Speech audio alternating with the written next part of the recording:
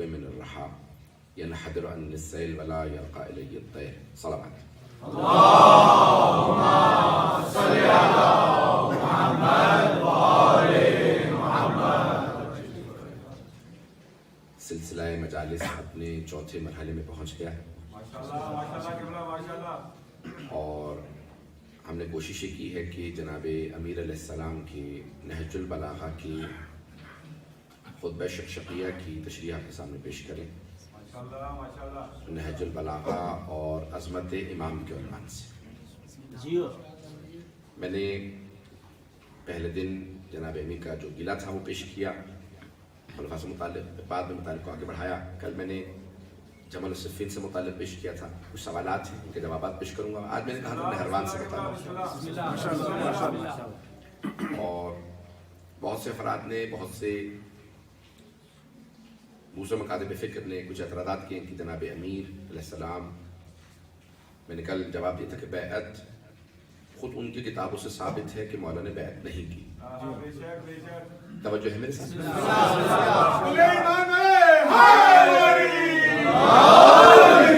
زحمت کر کے تھوڑا تھوڑا کر آگے تشریف لے آئیں.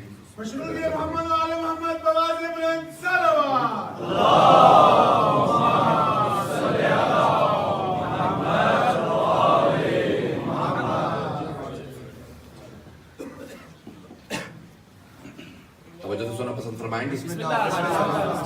میں نے کل عرض کیا تھا کہ خود صحیح بخاری کے اندر موجود ہے، دوسرے خلیفہ کے اپنے خطبے کا جملہ موجود ہے کہ بہت سے لوگوں نے پہلے خلیفہ کی بیعت نہیں کی، اور منہم علی و زبیر، ان بیعت نہ کرنے والوں میں علی و زبیر، یہ انہوں نے اپنے خطبے میں کہا.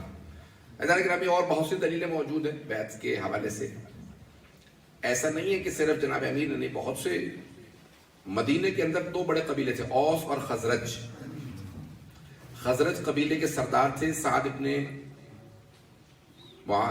عبادہ. حضرت سعد ابن عبادہ سردار تھے، پوری زندگی انہوں نے بیعت نہیں کی، پہلے خلیفہ کی پوری زندگی بیعت نہیں کی. جب کسی نے پوچھا کیا بات ہے بیعت کیوں نہیں کر رہے، کہا مجھے غدیر یاد ہے.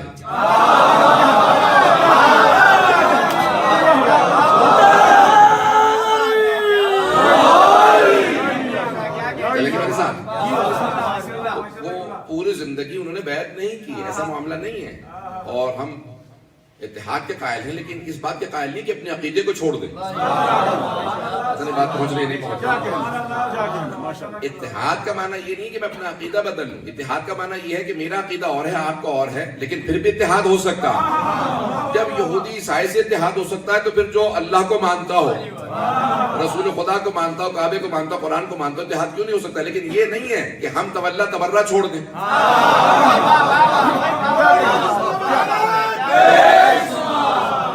عقیدہ اپنی جگہ پہ ہے، لیکن اپنے عقائد پہ سمجھوتا نہیں کر سکتے، کمپرومائز نہیں کر سکتے. بات پہنچ رہی میری؟ سننا چاہیں گے میں اگلے مرحلے میں وارد ہونا چاہتا ہوں. بہت سے افراد جو ہیں وہ پیش کرتے ہیں کہ نہیں، یہ لکھا کہ بھئی جناب امیر علیہ السلام کو لایا گیا، وہ راضی تھے. اگر راضی تھے تو جناب امیر وہ جو شیر خدا ہے،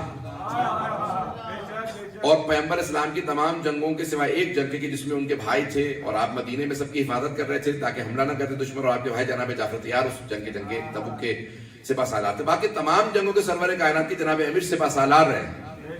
وہ جو ہر جنگ کے سپہ سالار ہوں، 25 سال کسی جنگ میں حصہ نہیں لیا، 25 سال خلفاء کی کسی جنگ میں حصہ نہیں لیا. اس کا مطلب ہے راضی نہیں تھے. مجھے نہیں بات پہنچا پا رہا ہوں بھائی. اگر وہ جو شیر خدا ہیں، ہر جنگ میں فاتح ہیں اور ہر جنگ کے سپہ سالار ہیں، 25 سال کسی جنگ میں حصہ نہیں لیتے خلفاء کی طرف سے، اس کا مطلب ہے راضی نہیں تھے. تو ایک صاحب نے جواب دیا کہ نہیں، چونکہ اہلیہ بوڑھے ہو گئے تھے اس لیے جنگ نہیں کر رہے تھے. کہتے ہیں بوڑھے ہو گئے تھے اس لیے جنگ نہیں کرتے. تو پھر اپنے زمانہ خلافت کے اندر پھر دوبارہ جنگیں کے شروع کر دی. یہ اپنے زمانہ خلافت میں جنگیں کر کے بتا رہے بوڑھا نہیں ہوا، شیر ہوتا ہے. میں نے کل بھی عرض کیا تھا. یہ خود علامت ہے کہ جناب امیر علیہ السلام کسی بھی جنگ کے اندر کسی طرف سے حصہ نہیں لے رہے ہیں، کہ آپ راضی نہیں ہیں. میں بات کو آگے بڑھانا چاہتا ہوں کہ میرے ساتھ رہیں. نہج البلاغہ کے اندر ابتدائے بہت سے سوالات خود بچیوں نے بھی مسورات میں بھی سوالات کی، میں اشارے کرتے ہوئے آگے بڑھوں گا اگر سننا پسند فرمائیں۔ توجہ میرے ساتھ رکھیے گا۔ تو اب ابتدائی مراحل کے اندر ہے، جناب امیر نے بالکل، میں کہہ رہا ہوں کہ خلافت و امامت کو ذہن میں رکھیے گا، مولا فرما رہے ہیں کہ میں وہ ہوں کہ جس کی بلندی کو کوئی بھی پرندہ اڑ کے پہنچنا بھی چاہے تو نہیں پہنچ سکتا، یعنی حضر النسل ولا یرقى الیہ تک کوئی پرندہ میری بلندی تک نہیں پہنچ سکتا۔ ابتدائے اسلام سے، یہ غدیر میں صرف اعلان نہیں ہوا، اول اسلام سے دعوت ذوالعشیرہ سے لے کے غدیر خم تک مسلسل جناب امیر کی ولایت و امامت کا اعلان ہوتا رہا۔ غدیر خم میں اتمام تھا، پہلا اعلان نہیں تھا۔ دعوت ذوالعشیرہ سے لے کے غدیر خم تک مسلسل جناب امیر کی ولایت کا اعلان ہوا۔ دعوت ذوالعشیرہ سے بات نہیں پہنچا سکا، دعوت ذوالعشیرہ سے سرور کائنات نے غدیر خم تک مسلسل اعلان کیا، صرف غدیر میں اعلان نہیں کیا، ہر جگہ اعلان کیا۔ دعوت ذوالعشیرہ سے لے کے جہاں جہاں موقع ملتا رہا پیغمبر اعلان کرتے رہے۔ میں یہاں پہ دعوت ذوالعشیرہ کو پیش کرنے سے پہلے چند جملے پیش کروں گا۔ عزیزان گرامی، ہر موقع پہ پیغمبر نے اعلان کیا، ہر جہاں جہاں موقع ملتا رہا۔ سرور کائنات کیونکہ ختم نبوت تھا تو اعلان ضروری تھا کہ ختم نبوت ثابتی ابتدائے امامت و ولایت سے ہے۔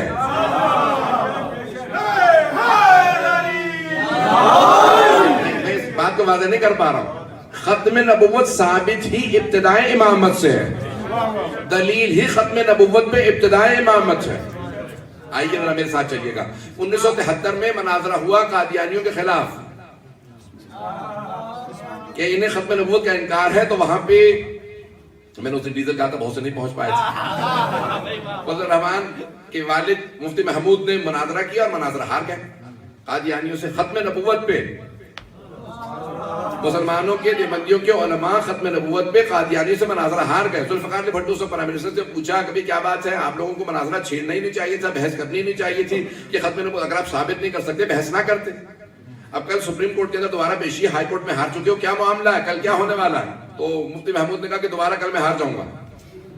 جب جانتے ہو تو پھر کیوں چھیڑا تھا کہ اگر ہار جاؤ گے؟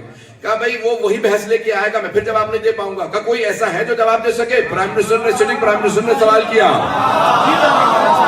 کوئی ہے جو جواب دے سکے، مناظرہ ہرا سکے؟ کہ ہاں ایک آدمی ہے جو مناظرہ ہرا سکتا ہے، مرزا طاہر کو، چوتھے خلیفہ کو، ان کے قادیانی کے چوتھے خلیفہ مرزا طاہر کو۔ کہا ایک آدمی ہے جو مناظرہ ہرا سکتا ہے۔ کہا کون ہے؟ کہا نام ہے مولانا محمد اسماعیل دیوبندی۔ کہا بھائی وہی تمہارا دیوبندی ہے، اسے پہلے بلا لیا ہوتا۔ کہا اب دیوبندی نہیں رہا، شیعہ ہو گیا۔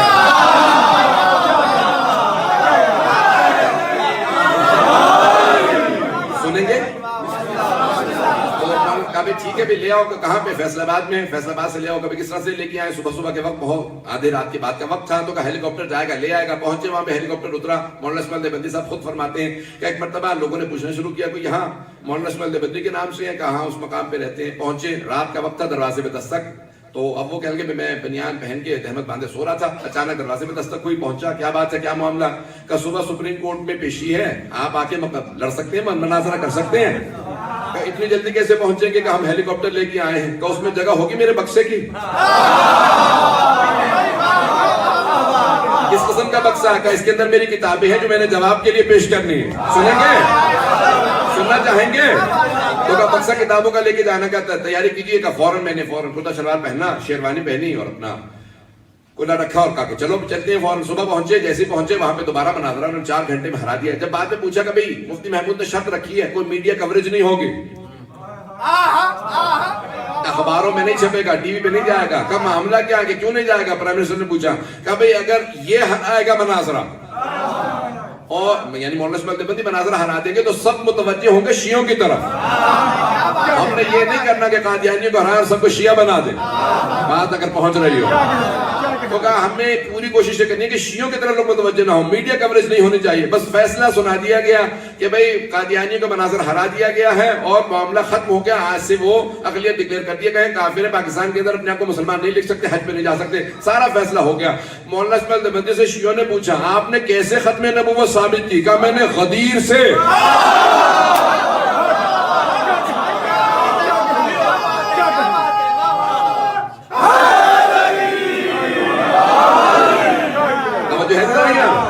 میں نے غدیر خم سے ختم نبوت ثابت کی۔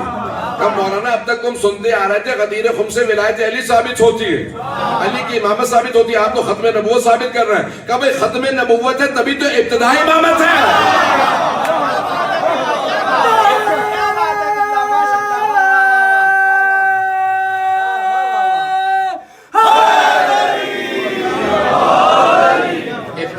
امامت سے ختم نبوت ثابت ہے. کچھ لوگ ابھی تک نہیں پہنچے، مجھے ان تک پہنچانا ہی بات کو اگر سننا چاہیں گے. سارے انبیاء کا کلمہ ایک ہی تھا. پہلا جملہ تھا لا الہ الا اللہ. دوسرا جملہ بدلتا رہا، آدم صفی اللہ، لا الہ الا اللہ نوح نبی اللہ، لا الہ الا اللہ ابراہیم خلیل اللہ، لا الہ الا اللہ عیسیٰ. بھئی سب کے کلمات چلتے رہے. میں نے دوسرا جملہ صرف پیش کر دیا. جناب موسیٰ کلیم اللہ سب کا چلتا رہا، جناب اسماعیل کا ذبیح اللہ سب. لیکن جناب ختم مرتبہ دیکھا لا الہ الا اللہ محمد رسول اللہ. آپ کیسے ثابت ہو ختم نبوت ہے؟ علی ولی اللہ سے.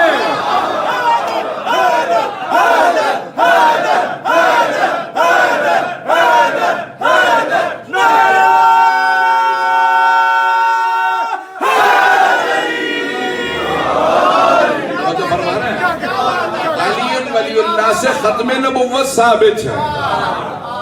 اور اگر بہت سے بچے سوال کر لیں کہ بھی قرآن میں کوئی دلیل ہے کہ علی ولی اللہ؟ ہاں قرآن کے اندر ہے، بہت ہی آسان ہے، سب کو یاد رہے گی. 5 5 5 5واں سورہ 55ویں آیت، سورہ نمبر 5 ورس نمبر 55. سب کی توجہ ہو، پتہ نہیں توجہ ہے یا نہیں. تو اس کو کہتے ہیں آیت ولایت. انما ولیکم اللہ، بے شک کہ تمہارا ولی اللہ ہے، ورسول اس کا رسول ہے. والذین آمنوا الذین یقیمون الصلاة ویؤتون الزکاة وهم راکعون.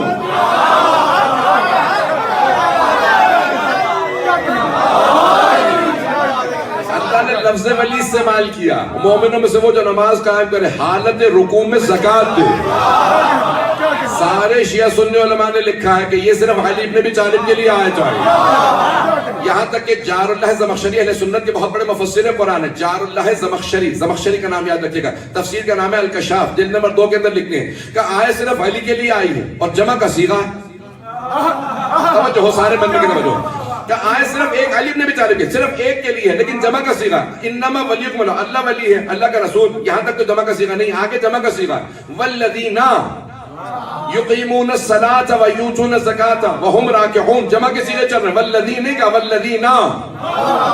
جو ایمان پہ نماز قائم کرے اور حالت رکوع میں زکات دے کر، جمع کا صیغہ. پروردگار ایک علی کے لیے آئے تھے، جمع کا صیغہ کیوں ہے؟ تو اہل سنت کے مفسر سب سے بڑے مفسر مانے جاتے ہیں جار اللہ زمخشری، ابتدائی زمانے کے، بعد میں فخر الدین ارادی.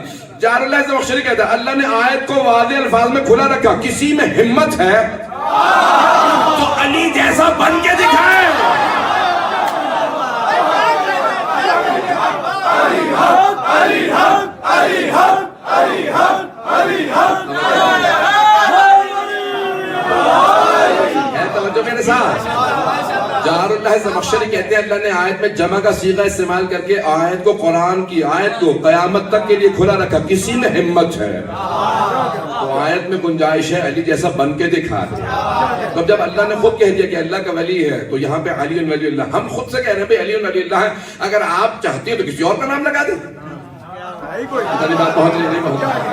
ہم کہتے ہیں علی ولی اللہ. اگر آپ کو اتنی ضد ہے آپ کسی اور کا نام لگا دیں. تو جواب یہ دیتے ہیں، کہتے ہیں بھئی ہماری مصیبت یہ ہے کہ علی کا نام تو کلمے میں جج جاتا جچتا ہے. علی ولی اللہ کہے کسی اور کا نام رکھے بھی تو ولی اللہ سے فٹ ہی نہیں ہوتا. بات پہنچ رہی نہیں پہنچ رہی ہے. ایسا نہیں کہ یہ اردو بنانے والے افراد نے بہت غور سے اردو کو بنایا، بہت سوچ سمجھ کے اردو کو بنایا ہے. اس کے اندر الفاظ میں جب بھی الٹ بنانا چاہتے ہیں نا تو واو لگا کے الٹ ہو جاتا ہے. روٹی ووٹی، کام وام. میں آپ دیکھ لیجیے گا، گھر جا کے دیکھتے جائیے گا، واو لگانے سے الٹ ہو جاتا ہے. علی کا الٹ بھی بنے تو ولی بنتا ہے.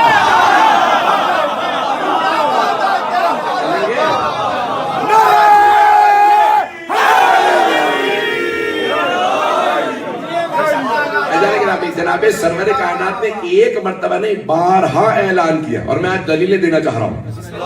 کتنے مقامات پہ کہا مجھے دعوت ذی نشرہ کو پیش کرنا. مجھے تو آج کہا کہ بھی جتنا مرضی پڑھتے رہے،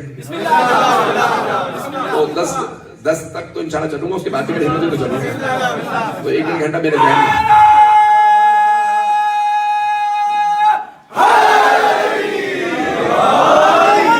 چلے گا نا میرے ساتھ.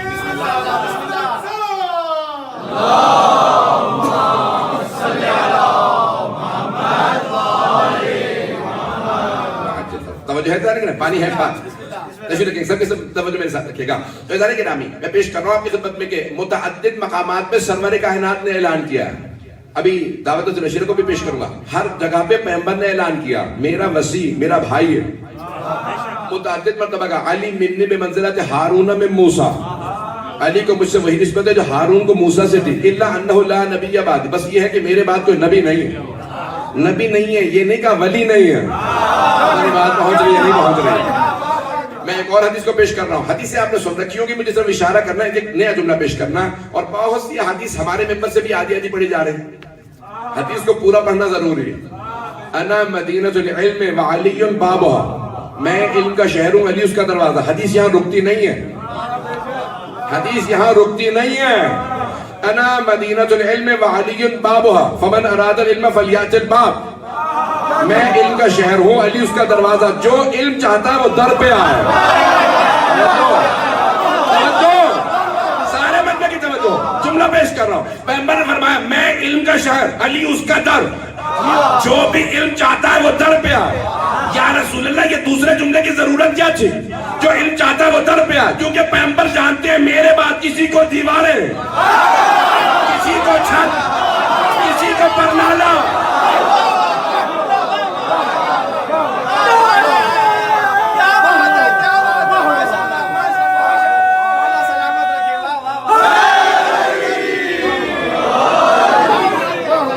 کسی کو در بنا دیا. پیغمبر اسلام نے کہا کہ جس جس کو علم چاہیے وہ در پہ آئے. کہا میرے بعد کسی کو دیواریں بنایا جائے, کسی کو چھت, کسی کو پرنالہ. توجہ سارے مجمع کے پیسہ توجہ. کہا کہ میرے بعد بنا دیا جائے گا, اسی لیے بتا کے جا رہا ہوں کہ چاہے دیواریں بن جائیں, چھت بن جائے, پرنالہ بن جائے, لیکن علم چاہیے تو در پہ آنا, دیواریں نہ باندھنا. پیغمبر اسلام نے فرمایا ہے جو بھی علم چاہتا ہے وہ در پہ آئے. فمن اراد العلم فلیأت الباب, جو بھی علم چاہتا ہے وہ در پہ آئے. توجہ ہو. اچھا اب دیکھیں جہاں پہ بھی علی کی دشمنی آتی ہے نا وہاں عقل ماری جاتی ہے.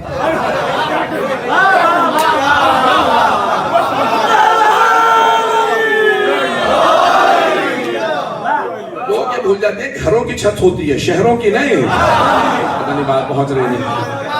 گھر کی چھت ہوتی ہے, شہر کی چھت نہیں ہوتی. یہ شاید آپ لوگوں نے دیکھ رکھا ہو ایسا کچھ ہے. بعض لوگ تو بالکل ہی خاموش بیٹھے ہیں. کوئی ایسا شہر کو بھی آپ نے آج تک دیکھا شہر کی چھت ہو؟ شہر کی چھت نہیں ہوتی ہے, گھروں کی چھت ہوتی ہے, شہر کی نہیں. یہ نہیں سوچا انہوں نے کہ ہم کچھ افراد کو اضافہ کرنا چاہ رہے ہیں, ہم چھت نہ بنائیں. چلو اچھا چھت بھی کہہ دیا تھا. پرنالے میں کون سا فخر کی بات ہے؟ بچوں کی زبان میں, یہاں کی زبان میں بتا دوں, مثال کے طور پہ کہا کہ گٹر, اس میں کون سے فخر کی بات ہے؟ اگر تھا بھی تو چھپا لینا چاہیے تھا.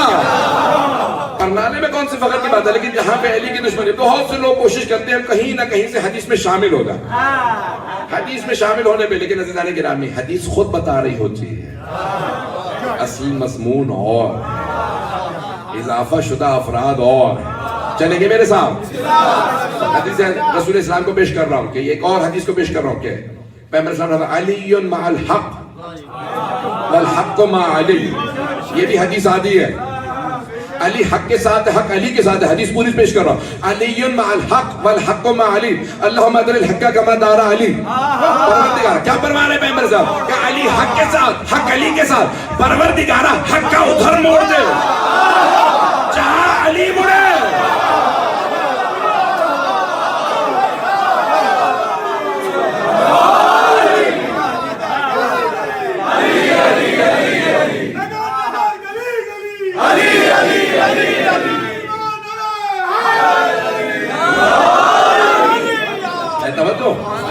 پروردگارہ حق کو ادھر موڑ دے جدھر علی مڑے.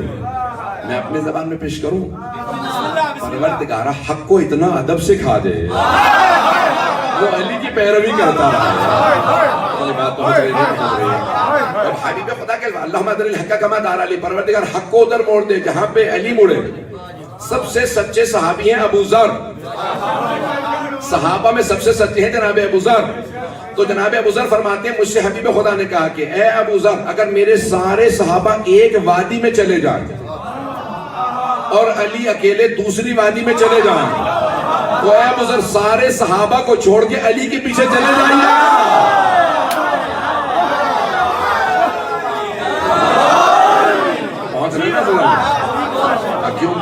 ذر یاد رکھیے گا حق ادھر جائے گا جہاں علی جائے گا. چلیں گے میرے ساتھ؟ جو بھی نعرہ لگائے گا وہ نجف جائے گا. نعرہ تو جواب دینا واجب ہو گیا. میں نے کہا اب تو جواب دینا واجب ہو گیا تھا. لیکن جتنی باریکیاں دیکھتے چلے جائیے گا. پیغمبر اسلام نے ہر مقام پہ فرمایا علی علی. میں پیش کرنا چاہ رہا ہوں تو سرور کائنات کی احادیث ثابت ہے ہر مقام پہ. آپ نے سنا نا کہ جنگ خندق کے اندر پیغمبر اسلام نے کہا جو بھی اگر پیغمبر نے نہ کہا ہوتا تو میں ممبر سے کبھی نہ کہتا. پیغمبر اسلام نے کہا جو بھی اس کتے کی زبان کو بند کرے گا. عمر ابن عبد الود نے جب نیزہ مارا تھا تو کہا کہ جو بھی اس کتے کی زبان کو بند کرے گا. تو میں اس کو یہ سرور کائنات کے الفاظ ہیں کہا اگر پیغمبر اسلام نہ کہتے تو میں کبھی نہ کہا. پہلے کہا کہ میں کبھی نہ کہتا. توجہ ہے کہ میرے ساتھ جو بھی اس کی زبان کو بند کرے گا. پیغمبر نے پوری زندگی کبھی گالی نہیں دی. یہاں پہ کیوں گالی نہیں ہے؟ پیغمبر اصلیت بتا رہے ہیں. جو نبوت ہو امامت کا دشمن ہو اس کی حقیقت کیا جو اس کی زبان کون اس کی زبان کو بند کرے گا؟ جناب امیر نے کہا یا رسول اللہ میں جاؤں انا لہو میں اس کے مقابلے کے لیے کافی. ایک مرتبہ کا دو مرتبہ تیسری مرتبہ کا یا علی میرے ساتھ آئیے. اپنی ابا جناب امیر کو دی. خیمے میں ابا قبا تبدیل کی نالین تبدیل کی. باہر آئے اپنا امامہ جناب امیر کو دیا اور ان کا امامہ خود دیا. اپنا امامہ جناب امیر کو. یا رسول اللہ جہاں ابا قبا تبدیل کی تھی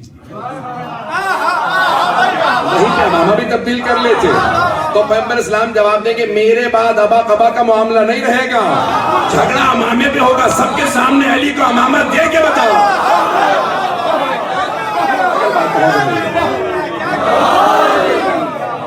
میرے بعد میرے امامے پہ اختلاف ہوگا اس لیے آج سے امامہ علی کو دے کے بتا رہا میرے امامے کا وارث کون.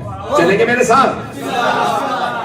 جناب سرور کائنات نے متعدد مقامات پہ اعلان کر کے بتایا کہ علی میرا وارث. میرے وارث علی. میں اب یہاں پہ دعوت ذوالرشیدہ کے چند جملے پیش کرنا چاہ رہا ہوں کہ سننا پسند فرمائیں. ایضاً گرامی جب جناب سرور کائنات نے کہا چچا جان مجھے خدا کی طرف سے حکم ہوا ہے کہ میں اقربا کو دعوت دوں اسلام کی. آپ سب کو دعوت دے دی تھی. جو دعوت اسلام میں شریک ہو اسے ابو طالب کہتے ہیں. ابو طالب کی شان میں بواز بلند سلام.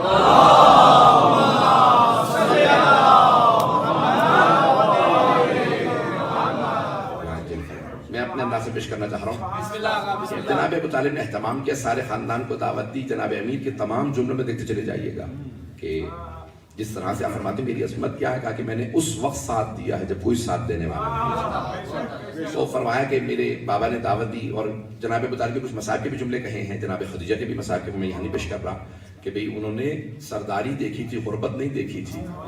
کہ جب دعوت ذوالرشیدہ کے بعد پھر سختیاں شروع ہوئی اور پھر شیب ابی طالب میں گئے تو جناب امیر فرماتے ہیں ابھی یہاں پہ جملہ روک کے کہہ رہا ہوں کہ اتنے 2 سال کے اندر 1.5-2 سال کے اندر مسلسل فاقوں کی وجہ سے کا اتنی کھال باریک ہو گئی تھی کہ اگر پتہ بھی کھاتے تھے تو نظر آتا تھا. جناب امیر نے فرمایا کہ اتنی سختیاں کا جناب ابو طالب اور جناب خدیجہ نے فاقے اور غربت نہیں دیکھی تھی. سردار تھے وہ. جناب خدیجہ ملکۃ العرب تھی.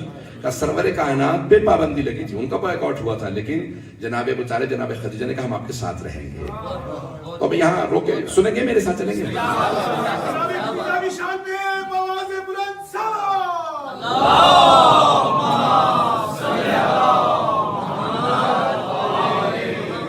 اس سے بہتر انداز سے صلوات کی زحمت فرمائیں گے.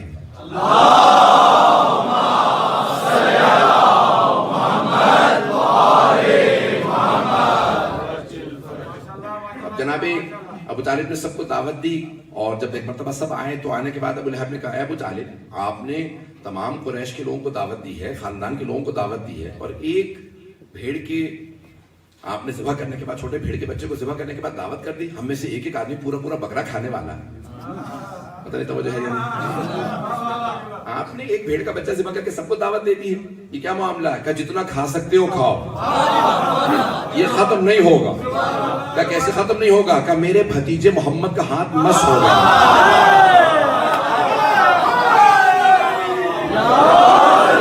بات پہنچ رہی نہیں پہنچ رہی, سننا چاہ رہے ہیں؟ کہا میرے بھتیجے محمد کا ہاتھ مس ہو گیا. کہا پھر کیا معاملہ ہے؟ کہا اس کے ہاتھ میں برکت ہے. کیوں نہ ہو، ہیں بھی تو رحمت للعالمین. تو کہا ہاتھ مس ہو گیا کہ سب کے سب سارے خاندان نے کھایا، جتنا کھا سکتے تھے اس سے زیادہ کھایا. پھر بھی دیکھا کہ کھانا باقی ہے، پتہ نہیں توجہ ہے یا نہیں.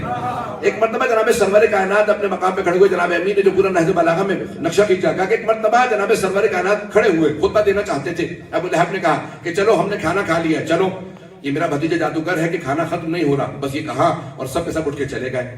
جناب ابو طالب آئے سرور کائنات کے پاس، بھتیجے کیا بات ہے، افسردہ کیوں ہے؟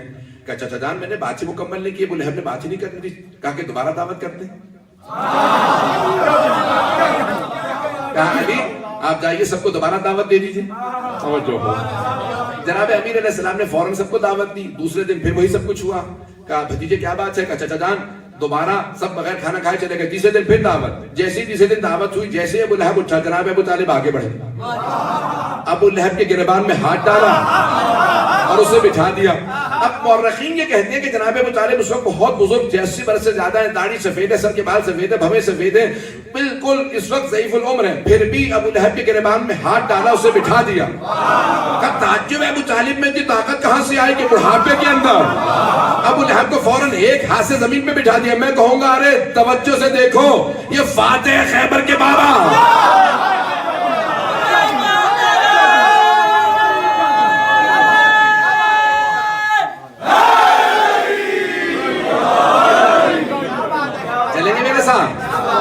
ایک مرتبہ جناب ابو طالب علیہ السلام نے فوراً ہاتھ ڈالا ابو لہب کے گریبان میں اور اس کو ایک مرتبہ غضب سے دیکھا کہ بیٹھ جا، میرے بھتیجے نے بات مکمل نہیں کی. یہاں پہ غضب سے دیکھا، وہاں ایک مرتبہ جناب سرور کائنات کا رخ کیا، مسکرا کے کہا قم یا سیدی وقل ما شئت، اے میرے سردار کھڑے ہو جائیے، جو کہنا چاہتے ہیں کہہ دیجئے.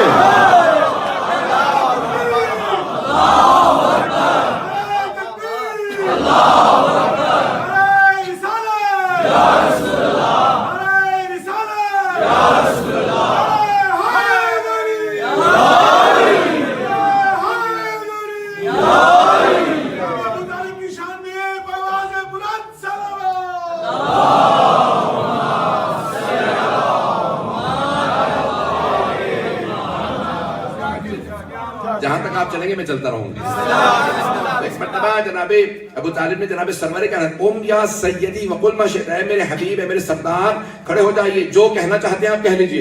پیغمبر اسلام نے ایک مرتبہ اعلان رسالت کیا کہ جتنے بت رکھے ہیں سب کے سب غلط ہیں، بس ایک اللہ لا الہ الا اللہ، قولوا لا الہ الا اللہ تفلحوا. اور کہا آپ کون ہیں؟ کہ میں اس کا رسول ہوں. توجہ ہو مجمع کے لیے. کہ میں اس کا بھیجا ہوا رسول ہوں. کہ جو بھی میرے اس مشن میں، میرے اس مقصد میں میرا ساتھ دے گا فہو اخی و وصی و وزیر من بعدی. میں نے کہا جناب سرور کائنات نے دعوت ذوالشیرہ سے اعلان کیا تھا. یہ طبری کے اندر جملے موجود ہیں کہ سرور کائنات نے کہا جو بھی میرے اس مشن میں میرا ساتھ دے گا، میرا مددگار ہوگا، فہو اخی، وہی میرا بھائی ہوگا، وہی میرا وصی ہوگا، وہی میرا وزیر ہوگا.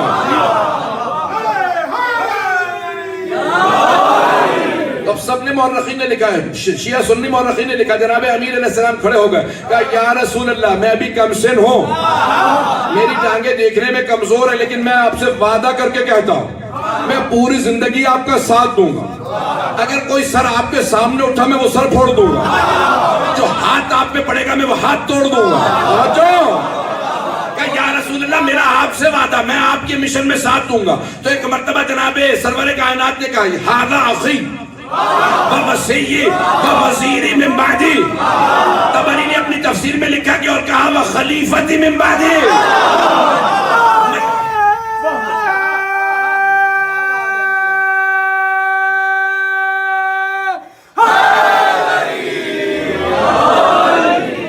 سب نے یہ پیغمبر اسلام کے الفاظ سنے. ابو لہب نے جناب ابو طالب سے کہا ابو طالب اب تک تو بھتیجے کی اطاعت کرتے تھے، توجہ، کہ اب تک تو بھتیجے کی اطاعت کرتے تھے، اے ابو طالب آج سے بیٹے کی بھی اطاعت کرو.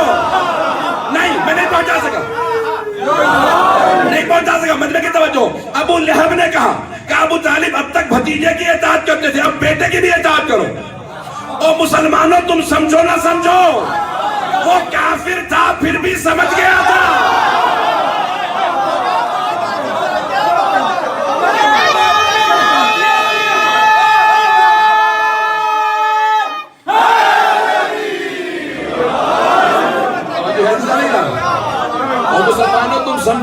وہ کافر تھا پھر بھی سمجھ گیا تھا آج فیصلہ ہو گیا.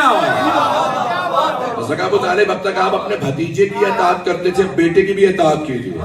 میں جملہ پیش میں آگے بات پڑھانا چاہ رہا ہوں, چلنا چاہ رہے ہیں. ایک مرتبہ کہا اب تک آپ اپنے بھتیجے کی اطاعت کرتے تھے, اب اپنے بیٹے کی بھی اطاعت کرو. یہاں روک کے ایک جملہ کہہ رہا ہوں میں, مجھے پورے دعوت ذوالشیرہ کے بعد کے حالات کو پیش کرنا. ایک جملہ سن لیجیے گا, بڑی ذمہ داری سے پیش کر رہا ہوں کہ جب جناب فاطمہ بنت اسد کا مادر امیر المومنین کا انتقال ہوا تو جناب امیر آئے سرور کائنات کے پاس. سر پہ امامہ نہیں تھا, پاؤں میں نالین نہیں تھے. کہا یا رسول اللہ میری والدہ کا انتقال ہو گیا.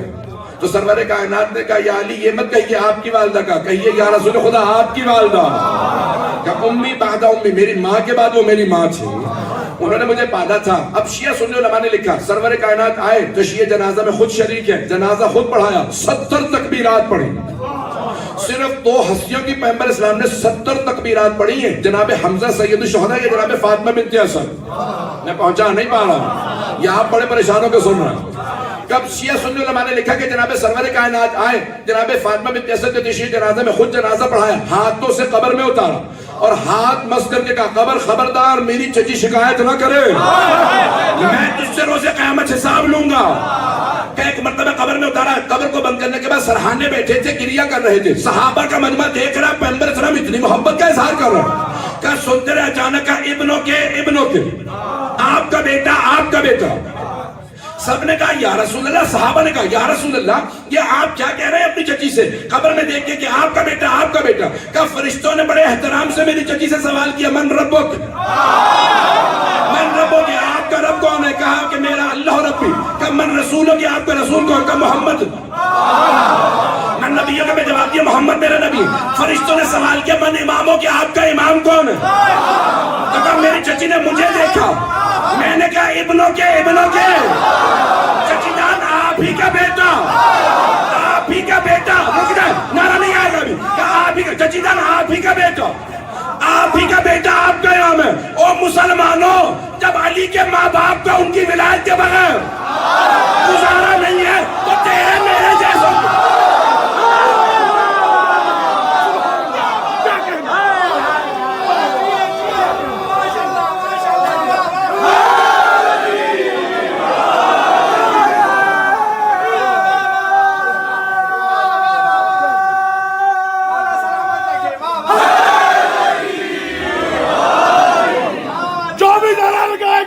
دل کی مراد پائے گا.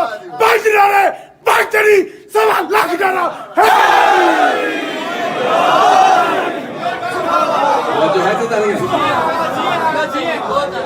غیروں کا علی کی ولایت کے بغیر کیسے گزارا, پتہ نہیں بات پہنچ رہی ہے نہیں پہنچ رہی. اس لیے کہا تھا روک کے بات کو پیش کر رہا ہوں کہ جناب سرور کائنات جناب فاطمہ بنت اسد تک سے فرما رہے ہیں ابنوں کے آپ ہی کا بیٹا, آپ کا امام. ادارے گرامی واپس آئیے دعوت, مجھے موضوع نہیں بولا, میں پیش کرنا چاہ رہا ہوں, بھی اور بات آگے بڑھانا چاہ رہا ہوں اگر سننا چاہیں گے. مجمع کی طرف وقت ہو رہا ہے میرا, گزر رہا ہے میرا.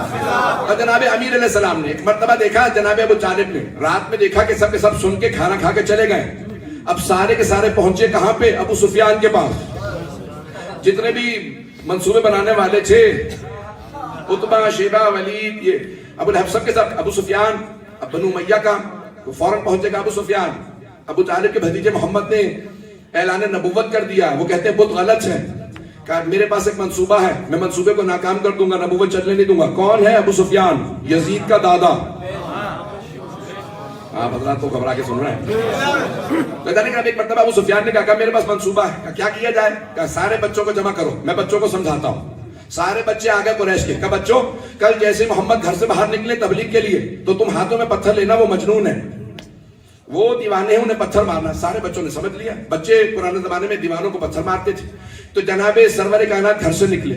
جیسے گھر سے نکلے تو دیکھا چھوٹے چھوٹے بچے جمع ہیں, ہاتھوں میں پتھر ہے, پتھر مارتے جاتے ہیں اور نعرے لگاتے تھے مجنون مجنون. جناب سرور کائنات جب گھر شام واپس آئے, جناب ابو طالب نے سوال کیا, کہا بھتیجے یہ کیا حالت بنا رکھی ہے؟ کہا چچا جان, ابو سفیان نے قریش کے بچوں کو سکھا کے بھیجا ہے, وہ مجھے مجنون کے نعرے لگاتے ہیں اور پتھر مارتے ہیں. کہا بھتیجے میرے ساتھ چلیے. کس نے کہا؟ جناب ابو طالب نے. کس نے کہا؟ رسول خدا سے. کہا بھتیجے میرے ساتھ چلیے, میں بھی دیکھتا ہوں ابو سفیان کو. ہاتھ تھاما جناب سرور کائنات کا جناب ابو طالب نے اور ساتھ لے کے چلے. او مسلمانوں, جس سے رسالت بغیر چونو چرا کے جس کے ساتھ رسالت بغیر چونو چلا کے چل دے اسے ابو طالب کہتے ہیں.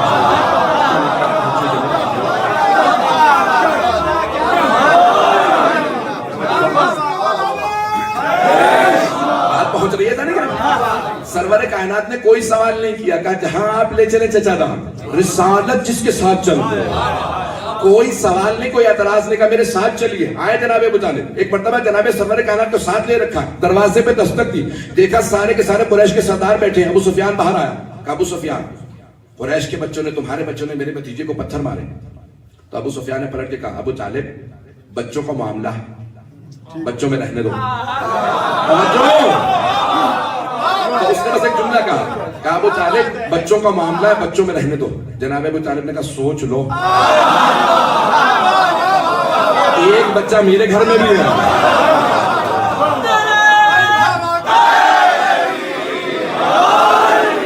پہنچ رہے نہیں پہنچ رہے, کہا سوچ لو ایک بچہ میرے گھر میں بھی ہے.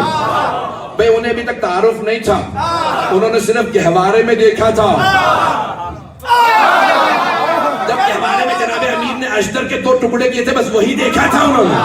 جب اشتہا کے 2 ٹکڑے کر دیے تھے, بس ان کے ذہنوں میں وہی تھا, ابھی نہیں دیکھا تھا کہ یہ کون ہے. تو کہا ٹھیک ہے ایک بچہ ہے یا پورے قریش کے سارے بچے ہیں. جناب ابو طالب ایک مرتبہ گھر, میں اپنے انداز سے پیش کر رہا ہوں, گھر آئے اور آنے کے بعد ایک مرتبہ آواز دی, کہا علی.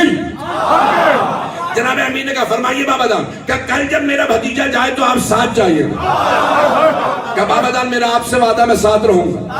کہ ایک اور وعدہ کیجئے, کوئی پتھر انہیں نہ لگے. کہ بابا جان جو پتھر آئے گا میں سینے پہ لوں گا, کوئی پتھر ان تک نہیں پہنچنے دوں گا. توجہ ہے میرے ساتھ.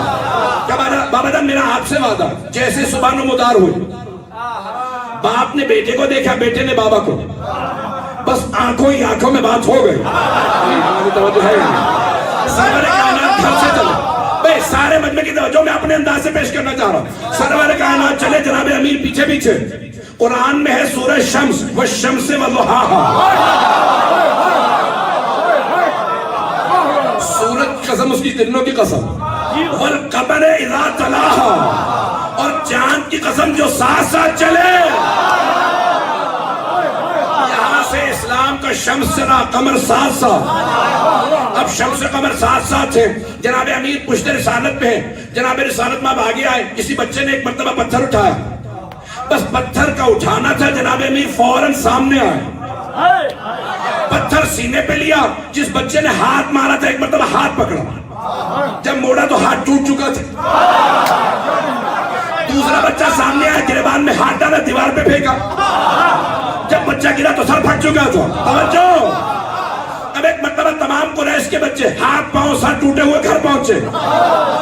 مکے کے ہر گھر میں بس ایک ہی بات ہو رہی تھی,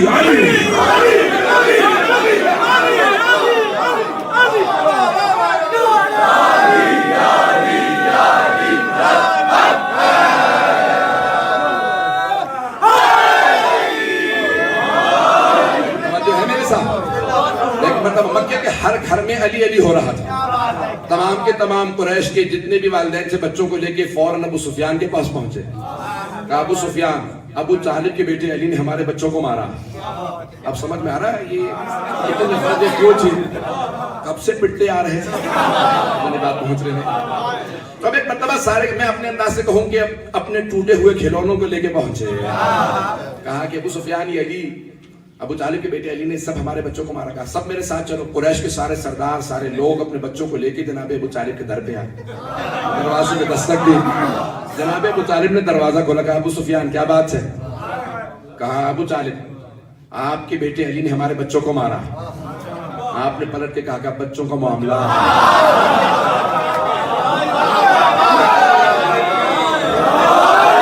بات پہنچ رہی ہے نہیں, بچوں کا معاملہ ہے, بچوں میں رہنے دو. مجمع کی توجہ میرے ساتھ رہے, بات مکمل نہیں ہوئی ہے. تو ایک مرتبہ جناب ابو طالب نے کہا کہ ابو سفیان بچوں کا معاملہ ہے, بچوں میں رہنے دو, تمہیں نے تو کہا تھا. تو ایک مرتبہ ابو سفیان نے کہا واپس چلو, ابو طالب سے بحث کرنے کا فائدہ نہیں ہے, میں نیا منصوبہ بناتا ہوں. توجہ ہو کہ اب تک تو بچوں کو ہم نے کہا تھا کہ ان کو سکھا دیا جائے. 3 رسول خدا کے خلاف سازش ہو, 3.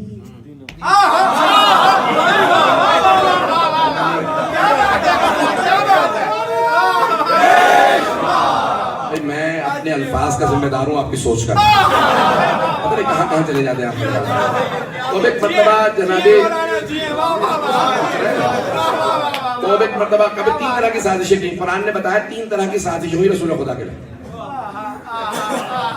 پہلی جو ہے کہا کہ مجنون ہے, دوسرا کہا جادوگر ہے ساحر, اور تیسرا کہا کہ بھئی یہ شاعر ہے. اس زمانے میں شاعر یعنی غیر سنجیدہ ہوتے تھے, شرابی ہوتے تھے, ان کو کوئی ہوش نہیں ہوتا تھا.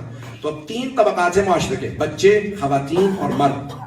پہلے مرحلے میں کہا بچوں کو سکھا کے بھیجو مجنون ہے. دوسرے مرحلے میں خواتین سے کہا جادوگر ہے. اس زمانے خواتین جادوگروں سے بہت ڈرتی تھی, توجہ ہو. تو کہا بھئی یہ جادوگر ہیں. سب نے کیا کیا, راستے میں کانٹے پھینکنا شروع کیے, راستے میں اجڑی پھینکنے لگی, کوڑا پھینکنے لگی, تاکہ سرور کائنات رک جائیں. عزیزان گرامی, جو حق پہ ہوتا ہے وہ اپنا روٹ نہیں بدلتا. توجہ, یہ جو آج پاکستان میں کہہ رہے ہیں نا جلوسوں کے روٹ بدل لو, جو حق پہ ہوتا ہے وہ روٹ نہیں بدلتا. پیغمبر اسلام اسی راستے پہ چلتے رہے. کہا خواتین نے کہا کہ بھئی جتنا بھی ہم کوڑا پھینکنا یہ رکتے نہیں ہیں, پھر بھی تبلیغ کرتے رہتے ہیں. کہا کہ ٹھیک ہے. مردوں سے کہا بھئی یہ شاعر ہیں, انہوں نے کہا قتل کا منصوبہ بناتے ہیں. عزیزان گرامی, ابو سفیان کی آپ کو صفت سمجھ میں آئی, خصلت سمجھ میں آئی. 3 طرح کی سازشیں کی ابو سفیان نے.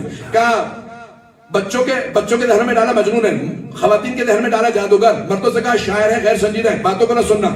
آج بھی ابو سفیان کے ماننے والے 3 طرح کی سازشیں کر رہے ہیں عزاداری کے خلاف. نہیں یہ مجمع میرے ساتھ, 3 طرح کی سازشیں. بچوں سے کہتے ہیں مجلسوں میں نہ جانا, یہ ذبح کر کے دیگ میں ڈال دیں گے. خواتین سے کہا نہ جانا, یہاں پہ خواتین کی بھی حرمتی ہوتی ہے. مردوں سے کہا نہ جانا, نکاح ٹوٹ جاتے ہیں. اب سمجھ میں آیا یہ نئی چیزیں نہیں ہیں, یہ ابو سفیان کا پرانا کردار.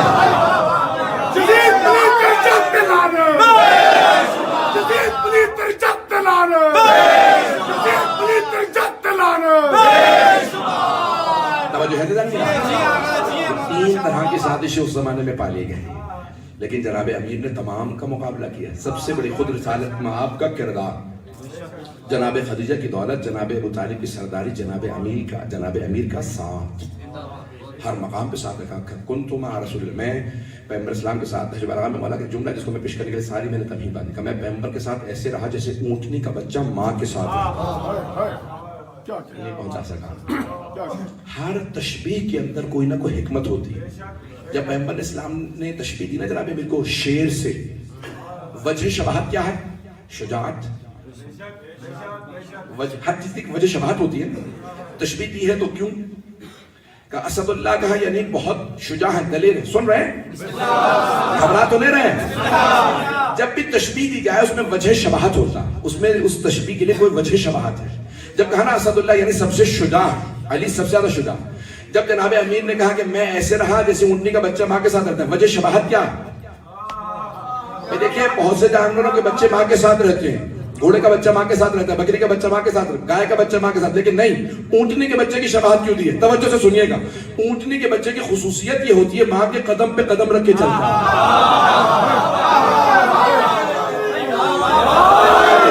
بہت سے لوگ پہنچ گئے. اونٹنی کے بچے کی خصوصیت یہ ہوتی ہے ماں کے قدم پہ قدم رکھ کے چلتا ہے. دوسرے بچوں کے جانور کیسے ہوتے ہیں؟ کبھی بہت پیچھے رہ جاتے ہیں, کبھی تجاوز کر جاتے ہیں, میں جملہ کہہ گیا ہوں, کبھی بہت آگے نکل جاتے, کبھی دائیں نکل گئے, کبھی بائیں. لیکن اونٹنی کا بچہ ساتھ ساتھ رہتا ہے. وہ اور تھے جو پیغمبر اسلام کو مشورے دینے کی کوشش کرتے تھے. پتہ نہیں بات پہنچی کہ نہیں پہنچی. جناب امیر فرماتے ہیں کہ مجھ سے سیکھنا پیغمبر کی سیرت کیا.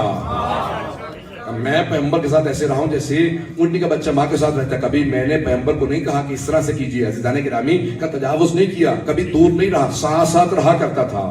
عزیزان گرامی, جناب سرور کائنات کی چند میں اگر یہاں پہ باتوں کو پیش کرنا چاہ رہا ہوں. اگر ایک تشبیہ کو سنیں گے, اگر میں تشبیہ کو پیش کروں جناب سرور کائنات کی حیات سے, کہ سب علماء نے لکھا ہے جب جناب سرور کائنات کسی بھی مقام پہ سوتے تو پورا بدن ڈھانپ کے سویا کرتے تھے. سیاہ رنگ کی چادر لیتے, پورا بدن ڈھانپ لیتے, سر سے لے کے پاؤں تک پورا بدن ڈھانپ لیتے تھے, سیاہ رنگ کی چادر لیتے تھے. اور آپ نے سنا بھی ہے نعتوں کے اندر, اے کالی کملی والے تجھ پہ لاکھوں سلام. پیغمبر کی کالے رنگ کی چادر ہو تو سنت ہے, شیعہ کالا کپڑا پہنے تو بدعت ہے. سب نے لکھا ہے, شیعہ سنی علماء نے پیغمبر سیاہ رنگ کی چادر اوڑھ کے سوتے تھے, اور سارے صحابہ دیکھ کے بتا دیتے تھے یہ سرور کائنات سو رہے ہیں. ایسے پتہ چلتا ہے کہ سرور کائنات ہے کہ پورے بدن سے چھن چھن کے نور نکلتا، پہنچ جائیے گا، پورے بدن سے چھن چھن کے نور نکلتا ہے. پیغمبر بالکل سیدھے سویا کرتے تھے، پورے بدن سے چھن چھن کے نور نکلتا ہے. یہ نور بتاتا ہے یہ سرور کائنات سو رہے. صحابہ دیکھ کے بتاتے، سارے مجمع میں یہ سرور کائنات، بدن سے نور چھن چھن کے نکلتا تھا، صحابہ دیکھ کے بتاتے تھے یہ سرور کائنات. تو مجھے کہہ لینے دے، اگر پیغمبر کو شب ہجرت کسی کو اپنے بستر پہ سلانا ہو تو کسی ایسے کو تلاش کریں گے جس کے جسم سے ویسا نور نکلتا.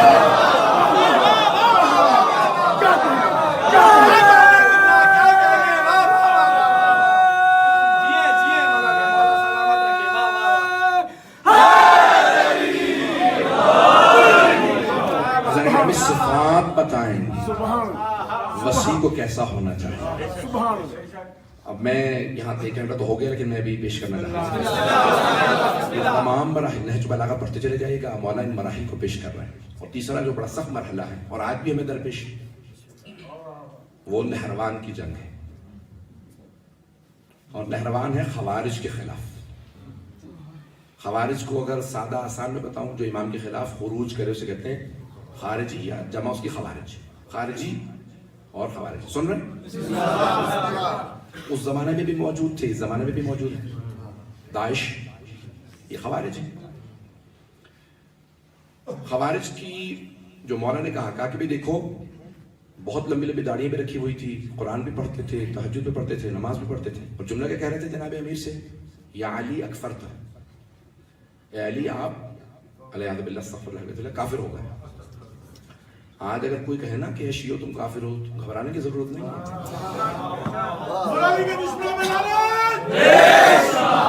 سنیں گے اگر میں سب چولے میں کہوں گا یہاں پہ تو توجہ ہے میرے ساتھ. اب یہ چند افراد بسم اللہ کہہ رہے ہیں، باقی افراد تو سارے خاموش ہیں.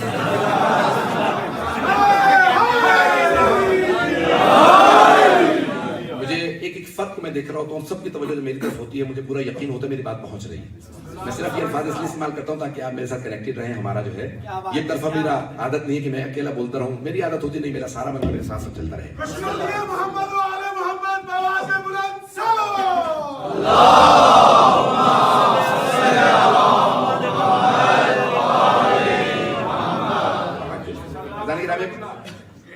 مولا کی پہلی جو جنگ ہے وہ جمل ہے، دوسری ہے صفین، اور تیسری اپنے دور خلافت کے اندر نہروان. جنگ نہروان کے مقام پہ یہ کون لوگ تھے جو صفین میں ساتھ تھے مولا کے لشکر کے اندر. لیکن مولا کو دیکھیں 400 یا 500 قرآن نیزوں پہ بلند کی. کس نے؟ معاویہ نے. اب یہ خوارج کون ہے جو کہہ رہے تھے یار سامنے قرآن ہے؟ مولا نے کہا قرآن لے لو، جنگ جاری رکھو. وہ کہہ رہے تھے نہیں یار سامنے قرآن ہے، وہ قرآن کا واسطہ دے رہا ہے، ہمیں جنگ نہیں کرنی چاہیے. مولانا نے کہا نہیں، یہ دھوکہ دے رہا ہے. اگر قرآن کو مانتا ہوتا، هذا قرآن صامت، یہ خاموش قرآن ہے، انا القرآن الناطق، میں بولتا ہوا قرآن. سنیں گے میرے ساتھ؟ مولانا نے کہا اگر یہ قرآن کو مانتے ہوتے تو میرے مقابلے میں جنگ پہ کیوں آتے؟ یہ قرآن صامت ہے، میں قرآن ناطق ہوں. دھوکے میں مت آنا. آج بھی اگر آپ کو قرآن دکھا کے دھوکہ دینے کی کوشش کرے، باتوں میں مت آئیے. جب تک کوئی اہل بیت کو نہ مانتا ہو، یہ صرف قرآن زبان پہ ہے، دل میں نہیں اترا ان کے. ایسا قرآن دل میں نہیں اترا جہاں پہ اہل بیت ہی نہ ہو. تو اب ایک مرتبہ وہ 500 قرآن انہوں نے، معاویہ نے کہا کہ جتنے بھی، عمر بن عاص نے کہا کہ جتنے قرآن ہیں سب جمع کریں. اور ایک بہت بڑا قرآن تھا، وہ دمشق سے لایا گیا تھا. وہ ایک نیزے پہ نہیں آ سکتا تھا، اسے کئی نیزوں پہ بلند کیا گیا. اور وہ سب کہتے تھے یہ قرآن اعظم. آپ سمجھ میں آیا میدان کربلا کے اندر یہ جتنے سر تھے وہ سب کے سب قرآن تھے. اور سید الشہداء قرآن اعظم ہے، شہید اعظم ہے. تو اب ایک مرتبہ دیکھیں باپ نے قرآن نیزوں پہ بلند کیا، بیٹے نے اہل بیت کے سروں کو نیزوں پہ بلند کیا. جب کردار ایسے رہے ہوں، سننے چاہیں گے نا. اب ایک مرتبہ کیا ہوا کہ قرآن نیزوں پہ بلند کر دیے گئے. کچھ افراد فوج میں تھے مولا کی اور کہا کہ یا علی سامنے قرآن ہے.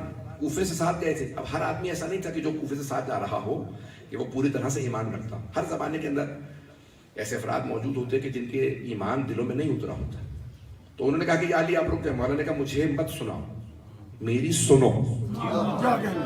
کچھ لوگوں کی ایک مصیبت ہے، وہ امت کی اصلاح کرتے کرتے امام کی اصلاح کرنے لگتے ہیں. پتہ نہیں میں بات پہنچا سکا ہوں. کچھ لوگ تو پہنچ گئے. سب جملے کہوں گا، میں نے پہلے ہی کہا تھا. امت کی اصلاح کرتے کرتے امام کی اصلاح کر رہے ہیں. معاذ اللہ. جانے گرامی انہوں نے ایک مرتبہ کہا کہ یالی رک جائیے صاحب. مولانا نے کہا کہ نہیں، قرآن اپنے ہاتھوں پہ لیتے جاؤ، رکھتے جاؤ، مقابلہ کرو. اور کون سب سے آگے تھے مولا کے حکم پہ؟ حضرت مالک اشتری. کہ اگر مولا نے کہا ہے تو میں جنگ کروں گا. اور وہ بوڑھے تھے، کمر پہ پٹکا باندھ کے جنگ کرتے ہوئے آگے بڑھتے چلے گئے. یہاں تک کہ ایک مرتبہ وہ جہاں پہ معاویہ تھا وہاں پہ اس کے خیمے کے باہر موجود تھے. سارا لشکر معاویہ کے جنگ فوج اس کے دیکھ رہی ہے کہ جناب مالک اشتر پہنچ گئے، اکیلے تنہا پہنچ گئے. کہاں؟ خیمے کے باہر معاویہ. اچانک ایک آدمی اس نے کہا کہ مالک، امیر المومنین کہتے ہیں واپس آ جاؤ. کہا میں نہیں مان سکتا، کیونکہ میں امیر المومنین کے مزاج کو جانتا ہوں. صرف امام شناس نہ بنے، امام کی معرفت حاصل نہ لے، امامت کے مزاج کو سمجھے. پتہ نہیں میں بات پہنچا پا رہا ہوں. یہ معلوم ہو کہ امام اس وقت کیا چاہیں گے، اور مولا یہی چاہتے تھے. ان سے کہہ کے بھیجا تھا کہ اسے گرفتار کر کے لے کے آؤ. اتنے میں دوسرا آدمی پہنچا. کہا مالک، جناب امیر کہتے ہیں واپس آ جاؤ. کہا دو آدمی آ گئے، اس کا مطلب ہے شاید.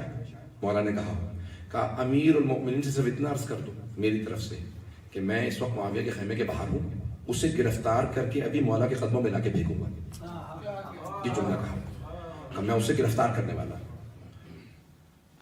معاویہ بھی جانتا ہے کہ ایک مرتبہ وہاں پہ بہت ڈر رہا تھا، کیونکہ جانتا تھا کہ جناب مالک ہے. تیسرا آدمی پہنچا. کہا کہ مالک، امیر المؤمنین کہتے ہیں فوراً واپس آؤ. اب جناب مالک نے اپنی تلوار کو گھٹنے پہ مار کے توڑا، پھینک دیا. اب یقین تھا کہ مولا نے بلایا. جیسے ہی انہوں نے تلوار توڑی تو سارے دشمن انہیں مارنے لگے. وہ سمجھ گیا کہ یہ اب نہیں لڑے گی کیونکہ مولا نے منع کیا. دیکھیے اتنا مطیع و فرما بردار ہو. علی روکتے تو پھر یہ سوال نہ کرے کیوں. تو کسی نے تیر مارا، کسی نے پتھر مارا، واپس آئے. جب آئے تو جناب امیر سے گلے مل کے بلند آواز سے روئے. مولا نے بھی ایک مرتبہ رو کے کہا مالک، میرے ہی یہ چند افراد جو کوفے سے ساتھ چلے تھے آج بغاوت کر گئے. اتنی لمبی داڑیاں رکھنے کے باوجود نمازیں پڑھتے ہیں، لیکن اس کے باوجود بھی ان کے دلوں میں ایمان نہیں اترا. وہ پورا کا پورا جو لشکر الگ ہوا وہ تھے خوارج. اور انہوں نے جناب امیر کی معاذ اللہ تکفیر تک کی. کہا کہ علی معاذ اللہ آپ کافر ہو گئے. مولا نے جناب مالک اشتر کو سینے سے لگایا. کہا کہ مالک، اس وقت آپ کے علاوہ اور میرے بیٹوں کے علاوہ کوئی میرے ساتھ نہیں. مولا بہت مظلوم ہے، بہت مظلوم. سنیں گے؟ گھبرا تو نہیں رہے؟ گھبرا تو نہیں رہے؟ میں دیکھیں پوری خوارج کی ہویت پیش کر رہا ہوں. انہی خوارج کے اندر ایک ہے نام عبد الرحمن ابن ملجم. اب سمجھ میں آیا آپ کو؟ خوارج کا مزاج سمجھ میں آ رہا ہے؟ ایک مرتبہ وہ پورا 10,000 کا لشکر الگ ہو گیا. میں ایک واقعہ پیش کر دوں اور اس کے بعد پھر خوارج کے ساتھ جناب امیر کی جنگ کو پیش کرنا چاہوں گا مختصر. اس وقت گلا بالکل ساتھ نہیں دے رہا. میں نے کہا امام زمانہ بلند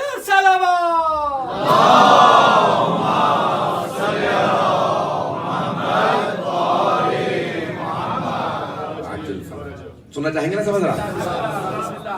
ایک مرتبہ خوارج کا پورا دستہ الگ ہوا. ان میں سے 10 افراد پھر واپس آئے. کہا کہ ہم علی سے ایک سوال کریں گے، ایک ہی سوال.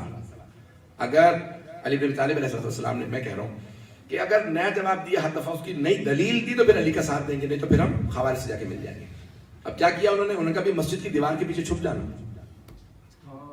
ایسا نہ ہو کہ علی کو پتا چل جائے ہم منصوبہ بنا کے. ہم ایسے کو امام ہی نہیں مانتے جو دیوار کے پیچھے بتا نہ سکے کہ کون ہے. توجہ. ایک اور جملہ کہتے ہیں، ہم ایسوں کو امام نہیں مانتے جسے چاولوں کے نیچے پتہ نہ ہو گوشت ہے یا نہیں. نام نہ کہلائیے گا خدا را، پہنچ جائیے گا بغیر نام کہلائے. ہم ایسے کو امام مانتے ہیں جو لشکر کو، فوج کو پورے پہاڑ کے پیچھے دیکھ کے بتایا کتنا لشکر ہے. میں بھی پیش کروں گا آپ کی خدمت میں. ایک مرتبہ 10 افراد چھپے اور آنے کے بعد وہ خوارج کے 10 افراد اور آئے، ایک ایک کر کے سامنے آ رہے ہیں. سننا چاہیں گے؟ پہلے جا کے سوال کیا، یا علی مال افضل؟ علی علم بالمال. یا علی بتائیے علم افضل ہے یا مال و دولت افضل ہے؟ مولا نے فرمایا علم. کا دلیل کیا ہے کہ علم افضل ہے؟ کہا کیونکہ مال تم اس کی حفاظت کرتے ہو اور علم تمہاری حفاظت کرتا ہے. دوسرا سامنے کا، یا علی بتائیے علم افضل ہے یا مال؟ آپ نے فرمایا علم. کا دلیل کیا؟ کہ کیونکہ مال خرچ کرنے سے کم ہوتا، علم خرچ کرنے سے بڑھتا. توجہ ہے یا نہیں؟ تیسرا آدمی سامنے کا، یا علی بتائیے علم افضل ہے یا مال؟ آپ نے فرمایا علم. کا کیوں؟ کہ کیونکہ جس کا مال زیادہ ہو اس کے دشمن زیادہ ہوتے ہیں، جس کا علم زیادہ ہو اس کے دوست زیادہ ہوتے ہیں. چوتھا سامنے آ کر یا علی بتائیے علم افضل ہے یا مال؟ آپ نے فرمایا علم افضل ہے. کہا کیوں؟ کہا کیونکہ جس کے پاس مال زیادہ ہو اس کی راتوں کی نیندیں حرام ہوتی، جس کا علم زیادہ ہو وہ سکون سے سوتا ہے. پانچواں سامنے آ کر یا علی بتائیے علم افضل ہے یا مال؟ آپ نے فرمایا علم. کہا کیوں؟ کہا کیونکہ مال قارون کی، فرعون کی، حامان کی میراث ہے، علم انبیاء کی میراث. چھٹا آدمی سامنے کا یا علی بتائیے علم افضل ہے یا مال؟ آپ نے فرمایا علم. کہا کیوں؟ کہا کیونکہ جس کے پاس مال زیادہ ہو وہ کہتا ہے انا ربکم الاعلی، یہ فرعون نے کہا، اور جس کا علم زیادہ ہو وہ کہتا ہے الہی ما عرفنا کا حق کا معرفت. مولا کا اپنا جملہ. 10 افراد نے نئے 10 سوال کیے، مولا نے ہر دفعہ دلیل دی، نئی دلیل دی. ان سب 10 کے 10 افراد نے کہا یا علی ماں باپ کے ساتھ ہے. مولا نے کہا کیوں؟ کہا کیونکہ آپ نے ایک ہی سوال کی 10 نئی دلیلیں دی. آپ نے فرمایا تم 10 پہ قائل ہو گئے؟ تم اگر یہی سوال قیامت تک پوچھتے رہتے میں نئی دلیلیں دیتا ہوں.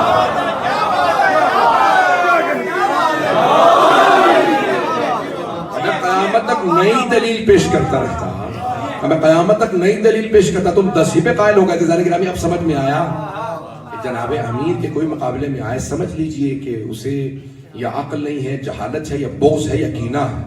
اور ایک اور بات پیش کر دو، حسب نسب کا پاک ہونا ماننے کے لیے شرط ہے. بہت سے تو گھبرا کے سن رہے ہیں.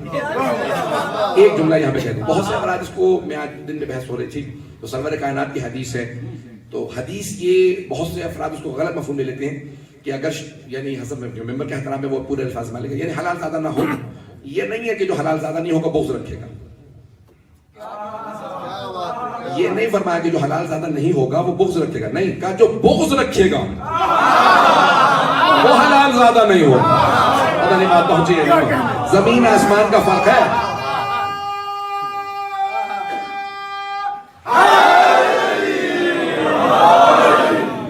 بات پہنچ گئی ہے، میں آگے بڑھ جاؤں.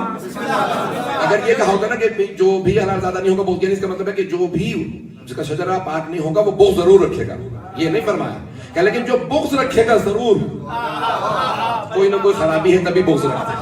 بات پہنچ گئی ہے؟ اس لیے یہ نہ کہے کہ جو بھی اس کا حسب نسب پاک نہیں ہے وہ بغض نہیں، وہ لازمی نہیں ہے، لیکن جو بغض رکھے گا اس کے اندر لازمہ کوئی نہ کوئی خرابی ہے. ذرا گرامی بڑی باریکی ہے، بہت باریکی ہے اس جملے کے اندر، اس پہ پہلو کے اندر.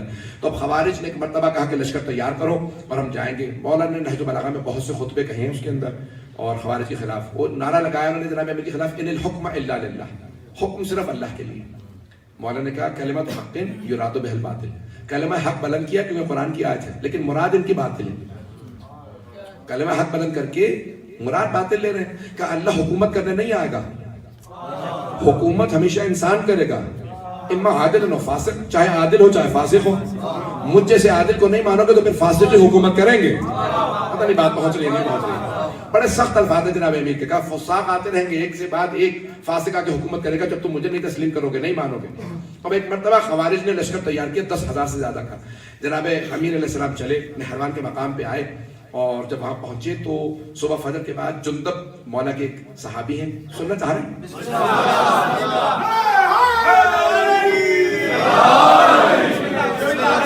میں مکمل کر رہا ہوں، چلے میں تھوڑی دیر کے لیے آپ کو چلے، وہ کہہ رہے میں گھڑی اتار دوں گا.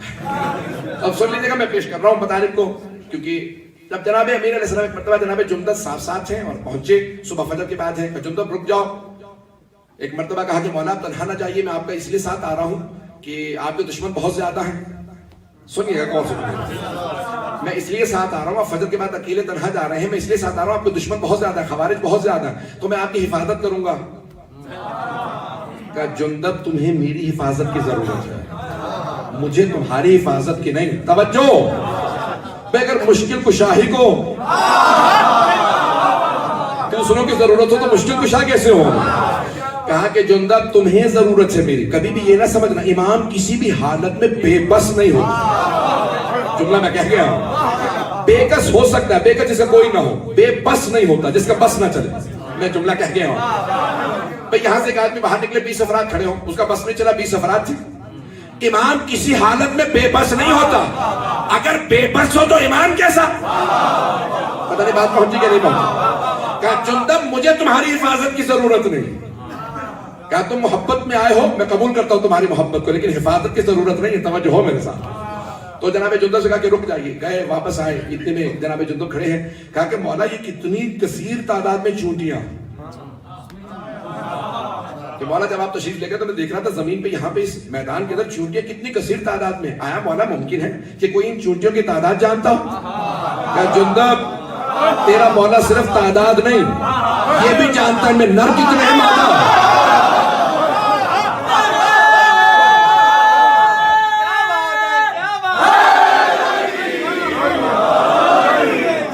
جو فرما رہے ہیں نا کہ جندب تیرا مولا صرف اتنا نہیں جانتا کہ ان کی تعداد کتنی میں یہ بھی جانتا ہوں ان میں نر کتنے ہیں مادہ کتنے. اسے امام کہا جاتا ہے. کہا کہ جندب بھی سامنے پہاڑ دیکھ رہے ہیں نا اس کے پہاڑ کے پیچھے سے ایک لشکر آ رہا ہے اس میں اتنے ہزار افراد. کہا جندب یہ سب میرے ہاتھوں مارے جائیں ان میں صرف 7 افراد فرار کر کے جائیں. میں نے پہلے کہا تھا ہم ایسے کو امام مانتے جو پہاڑ کے پیچھے دیکھ کے بتائے لشکر کتنے ہزار کا کتنے ہاتھوں مارے جائیں گے کتنے بھاگ جائیں گے. ایک مرتبہ جناب بس بھی میرا گلا ساتھ نہیں دے. ایک مرتبہ سارا وہ خوارج کا لشکر سامنے آیا بہت اس کے اندر طاقتور لوگ تھے. ایک مرتبہ انہوں نے نعرہ لگایا جناب امیر کے خلاف. جناب امیر نے کہا یہ وہ فتنہ ہے جسے میں نے پہچانا اور اس کو صرف میں ہی پہچان سکتا تھا. پیغمبر نے تنزیل قرآن پہ جنگ کی ہے میں نے تعویل قرآن پہ جنگ کی. بہت سے لوگ پہنچ رہے ہیں بہت سی باریکیوں کو نہیں پہنچ رہے میں وہ باریکی اپنے پیش کر سکتا. کہ پیغمبر اسلام نے کہا تھا نا کہ میں وہ ہوں جو تنزیل قرآن پہ جنگ کر رہا ہوں اور تم میں سے ایک ایسا ہے جو تعویل قرآن پہ جنگ کرے گا. تو صحابہ نے پوچھا یا رسول اللہ وہ کون ہوگا؟ کہا وہ میرا بھائی علی ہوگا. میں تنزیل قرآن پہ جنگ کر رہا ہوں علی تعویل قرآن پہ. توجہ کہ میں تنزیل قرآن پہ جنگ کر رہا ہوں کفار و مشرکین کے خلاف. علی تعویل پہ جنگ کریں گے. کہا یا رسول خدا تنزیل پہ ہوگا کفار و مشرکین تعویل پہ کون؟ کہ منافقین کے خلاف علی جنگ کریں گے. کہ یا علی کیا بات ہے آپ کے مقابلے میں سامنے کوئی آتا ہے. خوارج میرے صفین کے میدان میں کہا تھا کئی مرتبہ کوئی آتا ہے اسے بھاگنے دیتے ہیں کئی مرتبہ فوراً مار دیتے ہیں. کہ میں پیشانی دیکھتا ہوں اگر اس کی صلب میں ایک بھی میرا ماننے والا میں بھاگنے دیتا ہوں لیکن اگر ایک بھی ماننے والا نہ ہو میں اسی وقت اسے فنار کر دیتا ہوں.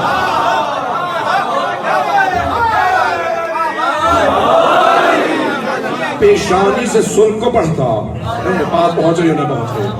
کہ میں پیشانی دیکھ لیتا ہوں کہ اس کی نسل میں ایک بھی اگر میرا ماننے والا ہوں میں اسے بھاگ رضانے کے رامی علی میں تنزیل و تعویل کو نہیں پہنچا سکا. میں ایک جملہ پیش کرنے کے بعد آگے بڑھوں گا تاکہ تعویل قرآن سمجھا دوں. اگر سننا چاہیں جو افراد نہیں پہنچے وہ پہنچ جائے کہ تعویل قرآن کیا. تنزیل تو سمجھتے ہیں نزول قرآن. تعویل کیا؟ وَلَا يَعْلَمُ تَعْوِيلَهُ إِلَّا اللَّهُ وَالرَّاسِخُونَ فِي الْعِلْمِ. اللہ کہتا ہے قرآن کی تعویل کو کوئی نہیں جانتا سوائے اللہ کے اور وہ جو راسخون فی العلم جو علم میں اترے ہوئے. علم ان میں نہیں جو علم میں اترے ہوئے. ایجانے گرامی میں ایک گلاس پانی پی سکتا ہوں 2 10 اس کے بعد میرا لمٹ ختم ہو جائے گا. بھائی اس سے زیادہ لمٹ نہیں ہے. لیکن اگر کہنا کہ پانی ان میں اترا ہوا ہے تو کوئی نہ کوئی لیٹر کے حساب سے اس کا.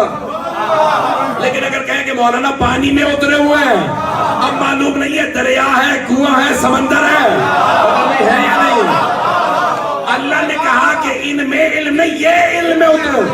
علم کا جتنی بھی وسعت ہو انہیں اس پہ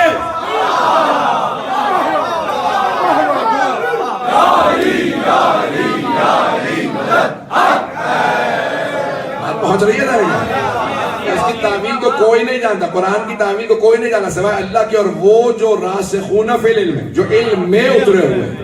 ایسا گرامی ہمارے مردہ گزرے سید محسن الحکیم نام سن رکھا ہوگا. زندگی میں صرف ایک مرتبہ حج پہ گئے تھے 1968 میں. تو بادشاہ فیصل تھا اس نے ایک مرتبہ بہت بڑا مفتی تھا سعودیوں کا نام تھا عبداللہ بن باز. نابینا تھا ویل چیئر پہ رہتا تھا ٹانگیں بھی چلتی نہیں تھی اور دماغ کہتے ہیں چلتا تھا. میں ویسی بات کر رہا ہوں آنکھوں سے دیکھ نہیں پاتا تھا ٹانگیں. تو ویل چیئر پہ ایک مرتبہ اس کو معلوم نہیں تھا کون کون بلا رکھا ہے. فیصل نے بلایا سب کو بلایا جملے پہ بٹھا دیا.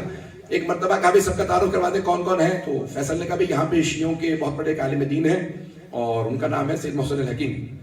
تو جیسے اس نے سنا تو فضل کا فوراً کہ لعنت اللہ علیہ اور لعنت اللہ علیہ. اس پہ بھی لعنت ہو شیعوں پہ بھی. تو بادشاہ نے فوراً کہا کہ ٹھیک ہے کوئی بات نہیں آپ بات کو آگے بڑھا دیتے. کوئی آغا محسن الحکیم نے کہا خبردار بات نہیں آگے بڑھے گی. یہ پہلے دلیل دے گا اس نے بات کیا کی ہے. پہلے تو بات کہا کہ بھئی یہ لعنت کر کے بتا رہا ہے یہ بھی قائل ہے. تم کہتے ہو لعنت نہیں ہے، یہ لعنت کر کے بتا رہا ہے لعنت ہے. پتہ نہیں توجہ ہے بہت سے پہنچ گئے. مسلم کی اس نے پہلے تو لعنت کی نا، اس کا مطلب ہے یہ مانتا ہے. ابھی تک تو کہہ رہا تھا لعنت نہیں ہے اسلام میں، اس نے لعنت کی، اس کا مطلب ہے لعنت ہے. تو اب یہ بتایا کہ اس نے لعنت کیوں کی ہے. تو بادشاہ فیصل نے کہا، شاہ فیصل نے کہا بھائی دلیل دیجیے. اب آپ نے بات چھیڑی ہے تو ابھی تو کہہ رہے کھانا نہیں کھاؤں گا، پہلے یہ بتائیں. کیا کیونکہ شیعہ جو ہے وہ تعویل قرآن کے قائل ہیں، وہ تحریف کے قائل ہے. ہم تحریف کے قائل ہیں لیکن تعویل کے قائل ہیں.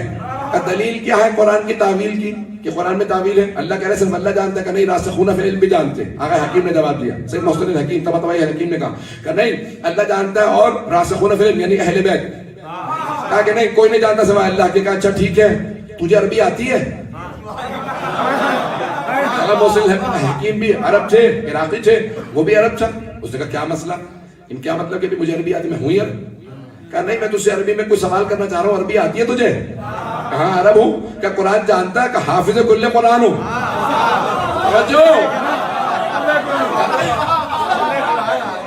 عربی جانتا ہے کہ ہاں عربی جانتا ہوں، عرب ہوں میں ہوں ہی عرب، بہت کوئی زبان ہی نہیں آتی عربی کے علاوہ. کہا قرآن جانتا ہے کہ حافظ کل قرآن ہوں، پورا قرآن حفظ کر رکھا. کہا اچھا آیت پڑھتا ہوں تو ذرا معنی بتا دے. من کان فی ہذہ اعمی وہو فی الآخرۃ اعمی واضل سبیلا. جو دنیا میں نابینا ہے وہ آخرت میں بھی نابینا رہے گا.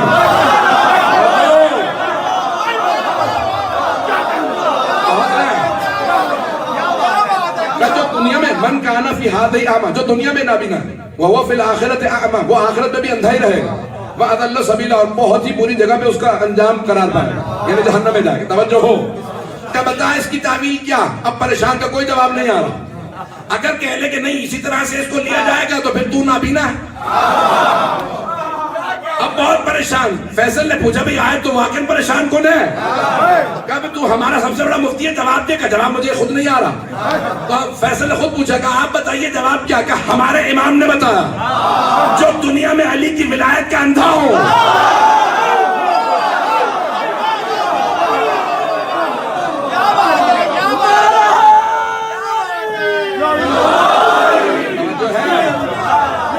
جسے دنیا میں علی کی ولایت نظر آئے آخرت میں وہ اندھائی محشور ہوگا اور بڑی ہی بری جگہ پہ اس کی بازگشت ہوگی. کہا کہ اسے کہتے ہیں تعویل. فیصل نے کہا آج میں بھی تعویل پہ ایمان لے آیا. توجہ ہو مجمع کی میرے ساتھ. آقا حکیم نے جب پیش کیا فیصل نے کہا میں بھی تعویل پہ. پیغمبر نے فرمایا تھا میں تنزیل پہ جنگ کر رہا ہوں، علی تعویل پہ.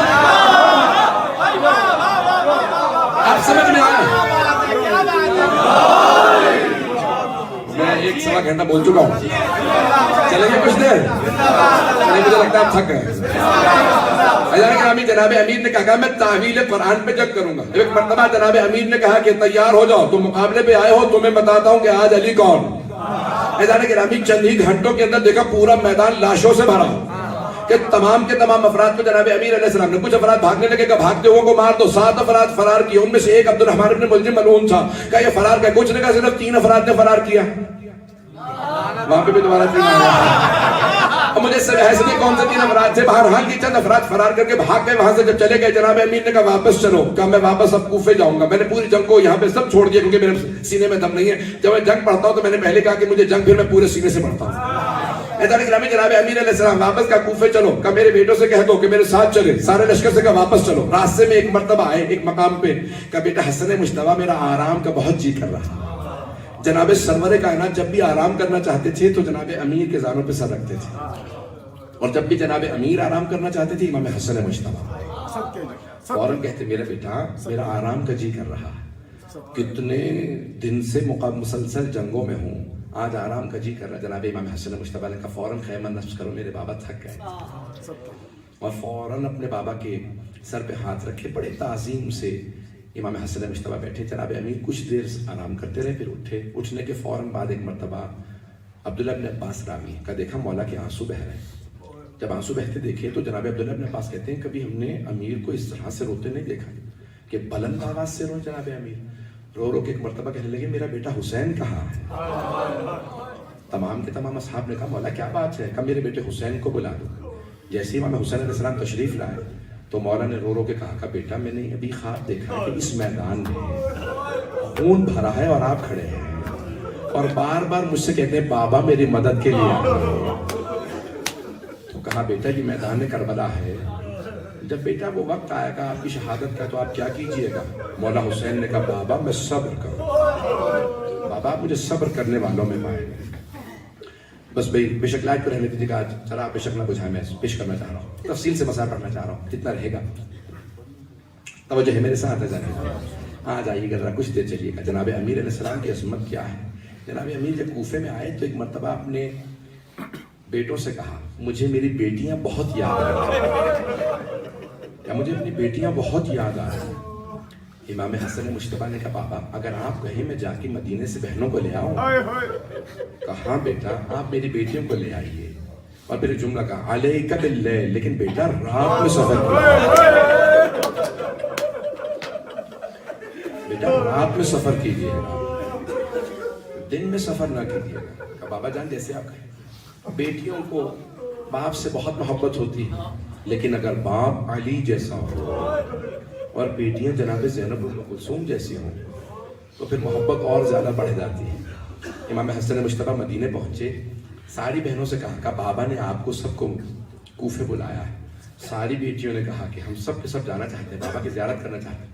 بس بھئی ہماری یہاں جناب عباس نسب کی جناب محمد حنفیہ نے بڑا اہتمام کیا پردے کا، رات کو لے کے چلے۔ رات جب جیسے کوفے پہنچے نا تو دن کا وقت تھا، کوفے سے باہر رک گئے کیونکہ بابا کا بھی اجازت چاہیے۔ فوراً آئے امام حسن مجتبیٰ، مولا خطبہ دے رہے تھے مسجد کوفہ میں، خطبہ دے رہے تھے۔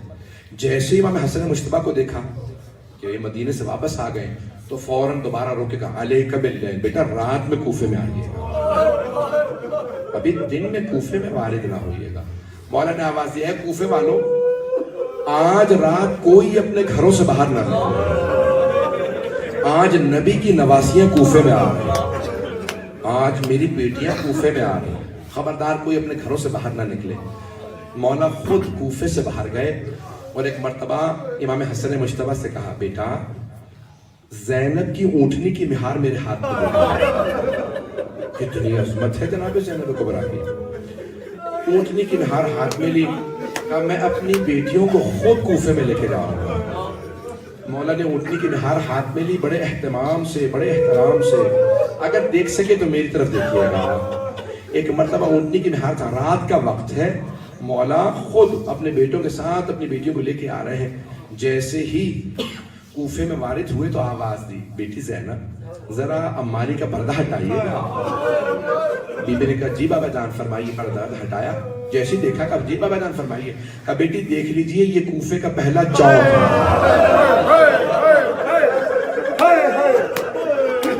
جیسے کہا نا یہ کوفے کا پہلا چوک ہے۔ جناب زینب نے چوک کو دیکھا، پردہ گرا دیا۔ جب پردہ گرایا تو بی بی کے آنسو بہ رہے تھے۔ کچھ ہی آگے بڑھے تھے، مولا نے آواز دی بیٹی زینب ذرا پردہ ہٹائیے گا۔ بی بی نے پردہ ہٹایا، کہا بیٹی دیکھ لیجئے یہ کوفے کی پہلی گلی ہے۔ جناب زینب نے گلی کو دیکھا، پھر پردہ گرا دیا۔ کچھ آگے بڑھے تھے، جناب امیر نے آواز دے کے کہا کہ بیٹی ذرا پردہ ہٹائیے۔ جناب زینب نے پردہ ہٹایا، کہا جی بابا جان فرمائیے۔ کہا بیٹی یہ کوفے کا بازار ہے۔ اب جناب زینب سے رہا نہ گیا، کہا بابا یہ چوک، یہ گلیاں، یہ بازار آپ محمد حنفیہ کو بتائیے، عباس کو بتائیے بابا میں بازاروں میں نہیں آؤں گا۔ جناب امیر نے آواز دے کے کہا کہ بیٹی کل یہی کوفہ ہوگا، یہی بازار ہوگا، آپ کو شہزادی بنا کے نہیں لایا جائے گا، آپ کو قیدی بنا کے لایا جائے گا، نہ میں ساتھ ہوں گا نہ آپ کے بھائی ساتھ ہوں گے۔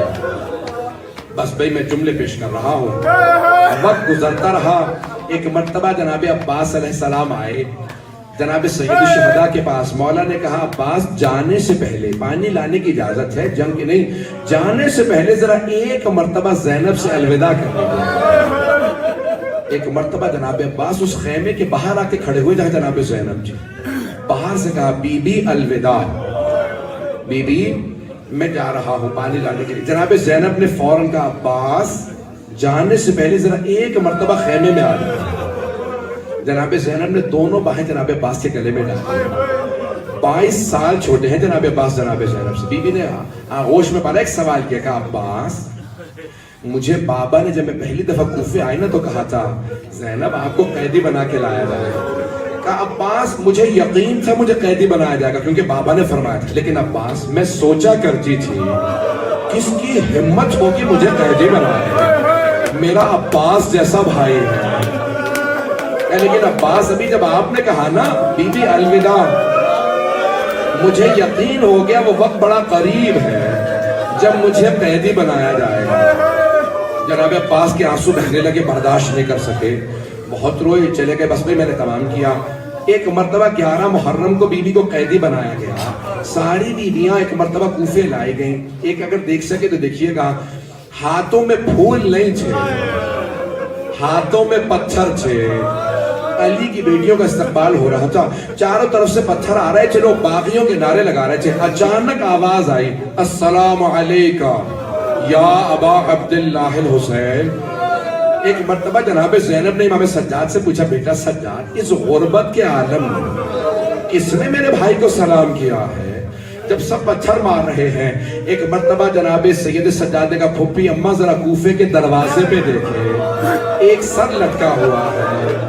بس لٹکا ہوا سر دیکھا، ساری بیویاں گزر گئیں، ایک بیوی رک گئی، اس بیوی کا نام رقیہ بتایا جاتا ہے۔ جناب رقیہ نے سر کو دیکھا، ایک سوال کیا، مسلم جو آپ پہ بھی تھی مجھے معلوم ہے، جو مجھ پہ گزری وہ آپ کو معلوم ہے، مسلم بس مجھے اتنا بتا دے میرے 2 یتیم بچے کہاں ہیں، میرے 2 یتیم بچے کہاں ہیں۔ بس بے عجیب و غریب کیفیت ہے۔ جناب مسلم نے عقیل سے سوال کر رہی ہیں، نہ جانے شہداء کی کیا کیفیت ہوگی۔ بیبیاں کوفے میں وارد ہوئی، آخری جملے پیش کر رہا ہوں، 4 سے 5 منٹ کی زحمت دوں گا، میرا وعدہ ہے آنکھ میں آنسو ضرور آئیں گے، ذرا چلیے گا۔ کہاں پہ؟ ایک مرتبہ کوفے میں وارد ہوئی، چاروں طرف سے لوگ دیکھ رہے ہیں، تماشا دیکھ رہے ہیں، شہداء کے سر نیزوں پہ بلند ہیں، ایک سر قرآن کی تلاوت کر رہا ہے۔ ایک بچہ آیا دوڑتا ہوا، وہ سروں کو دیکھ رہا ہے، اچانک ایک سر کو دیکھا، وہ جو سر جس نیزے پہ سوار تھا اس آدمی سے سوال کیا کہ کچھ دیر کے لیے یہ سر مجھے دے دے۔ کہا کیا کرو گے اس سر کا؟ کہا یہ میرے بابا کا سر ہے، میں اپنے بابا کے سر کو گھر لے جاؤں گا، اپنے بابا کے چہرے کو دھوؤں گا۔ جانتے کس کا سر تھا؟ جناب حبیب کا سر تھا۔ ایک مرتبہ سر نے کلام کیا، کہا بیٹا ذرا جا کے گھر ماں سے کہہ دے 9 چادریں دے دے۔ ایک مرتبہ جب سر نے کلام کیا نا 9 چادریں دے دے، علماء کہتے ہیں اس مقام پہ بیٹے نے کہا بابا آپ کو چادریں کیوں چاہیے، آپ مرد ہیں؟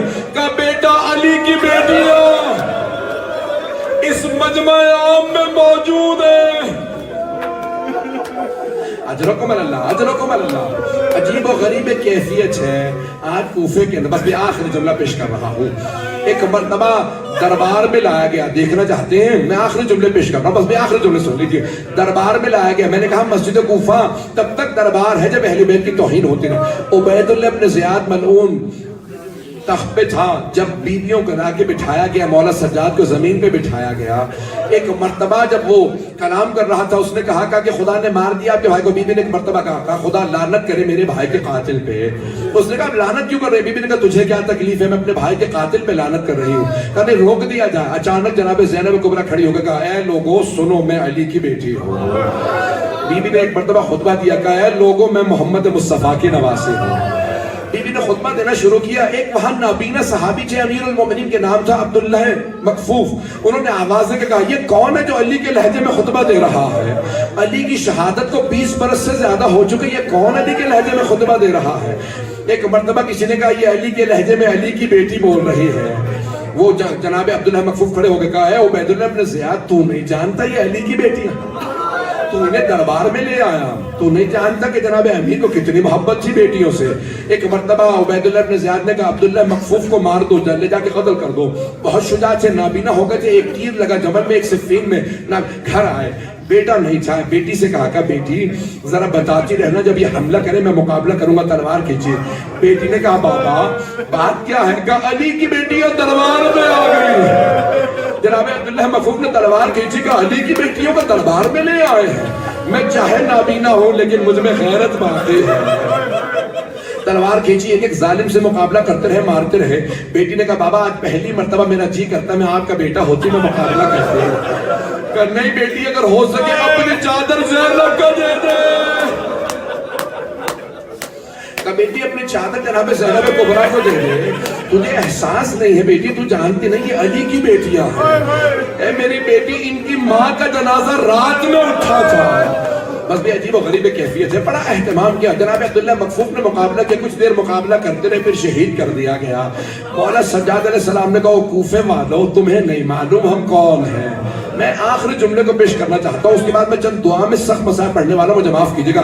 سادات غیر سادات کوئی بھی آج رونے میں بخل نہ کرے۔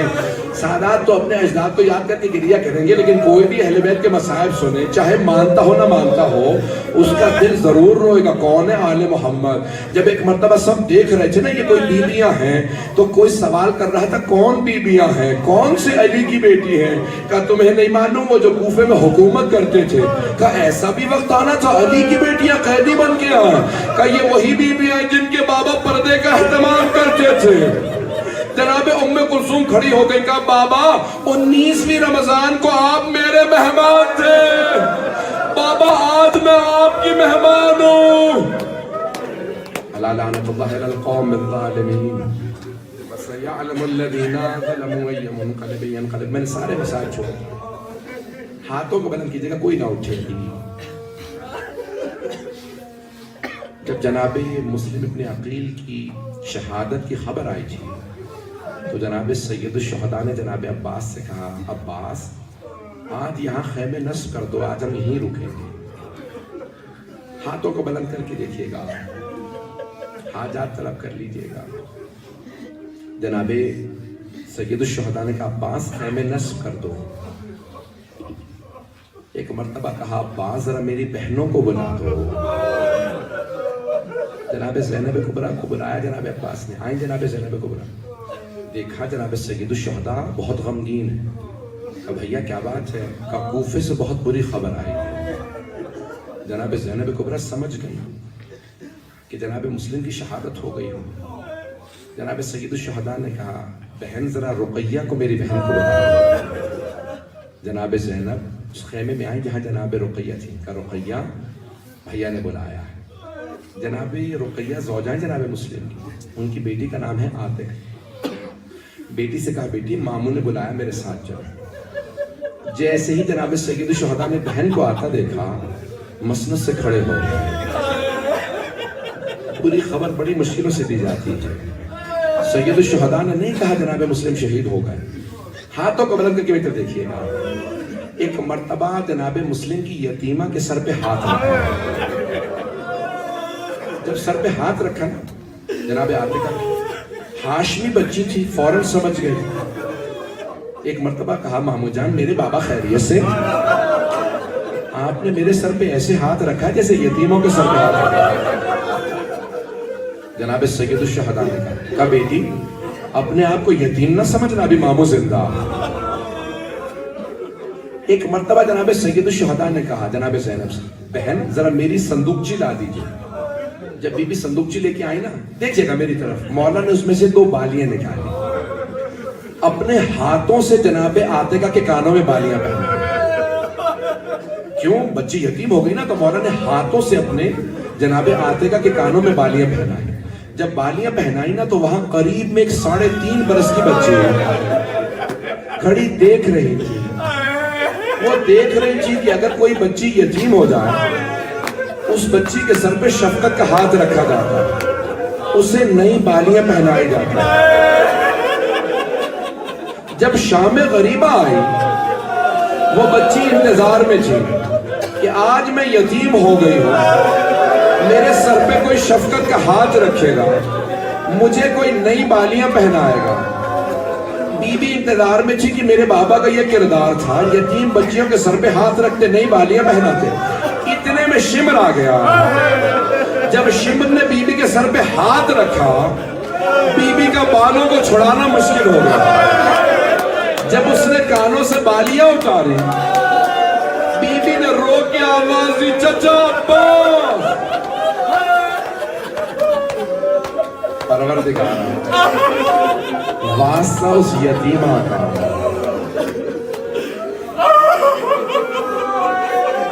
آپ کے بھی گھر میں چھوٹی بچیاں تو ہوں گی۔ ایک سوال کروں آپ سے، میں جانتا ہوں بیویاں بھی ساتھ آئی ہیں، مستورات موجود ہیں نا؟ آپ میں سے کسی مرد کو پتا چلے کہ کوئی بیوی رو رو کے بے ہوش ہو گئی، آپ پوچھیں گے نا کہیں آپ کی کوئی بیٹی تو نہیں بے ہوش ہو گئی؟ اور اگر کسی کو پتا چلے بیٹی بے ہوش ہو گئی ہے تو فوراً کہے گا کسی نے پانی پلایا یا نہیں؟ سوال تو کریں گے نا، پانی تو نہیں پلایا کسی نے یا پلا دیا؟ اور اگر کوئی 3.5 برس کی بچی بے ہوش ہو جائے، پروردگارا شام غریبہ میں کتنا مسائل ہے، ایک 3.5 برس کی بیوی اتنے مسائب آئے کہ بے ہوش ہو گئے۔ پروردگارا تجھے واسطہ اس بی بی کی عظمتوں کا، اس عشرے کے آخر میں آخری مجلس میں بی بی کی پوری شہادت کو پیش کروں گا، مسائب کو پڑھوں گا، آئیں بے ہاتھوں کا بلند کیجیے گا، ہاتھوں کو بلند کر کے مل کے دعا کریں۔ پروردگارا تجھے واسطہ اس بی بی کا جس کے پاؤں میں کانٹے لگے تھے۔ کسی نے مولا سجاد سے پوچھا، مولا کون سی باتیں آپ کو اتنا رلاتی ہیں؟ کہا میری بہن کے سوال مجھے بہت رلاتے تھے۔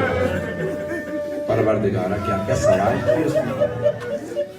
میری بہن نے کئی مرتبہ سوالات کیے، بھیا پاؤں پھیلا کے آپ کبھی نہیں بیٹھتے، پاؤں پھیلا کے کیوں بیٹھے؟ کہا بہن میرے نالین ٹوٹ گئے تھے، نالین ٹوٹنے سے میرے پاؤں میں کانٹے لگے۔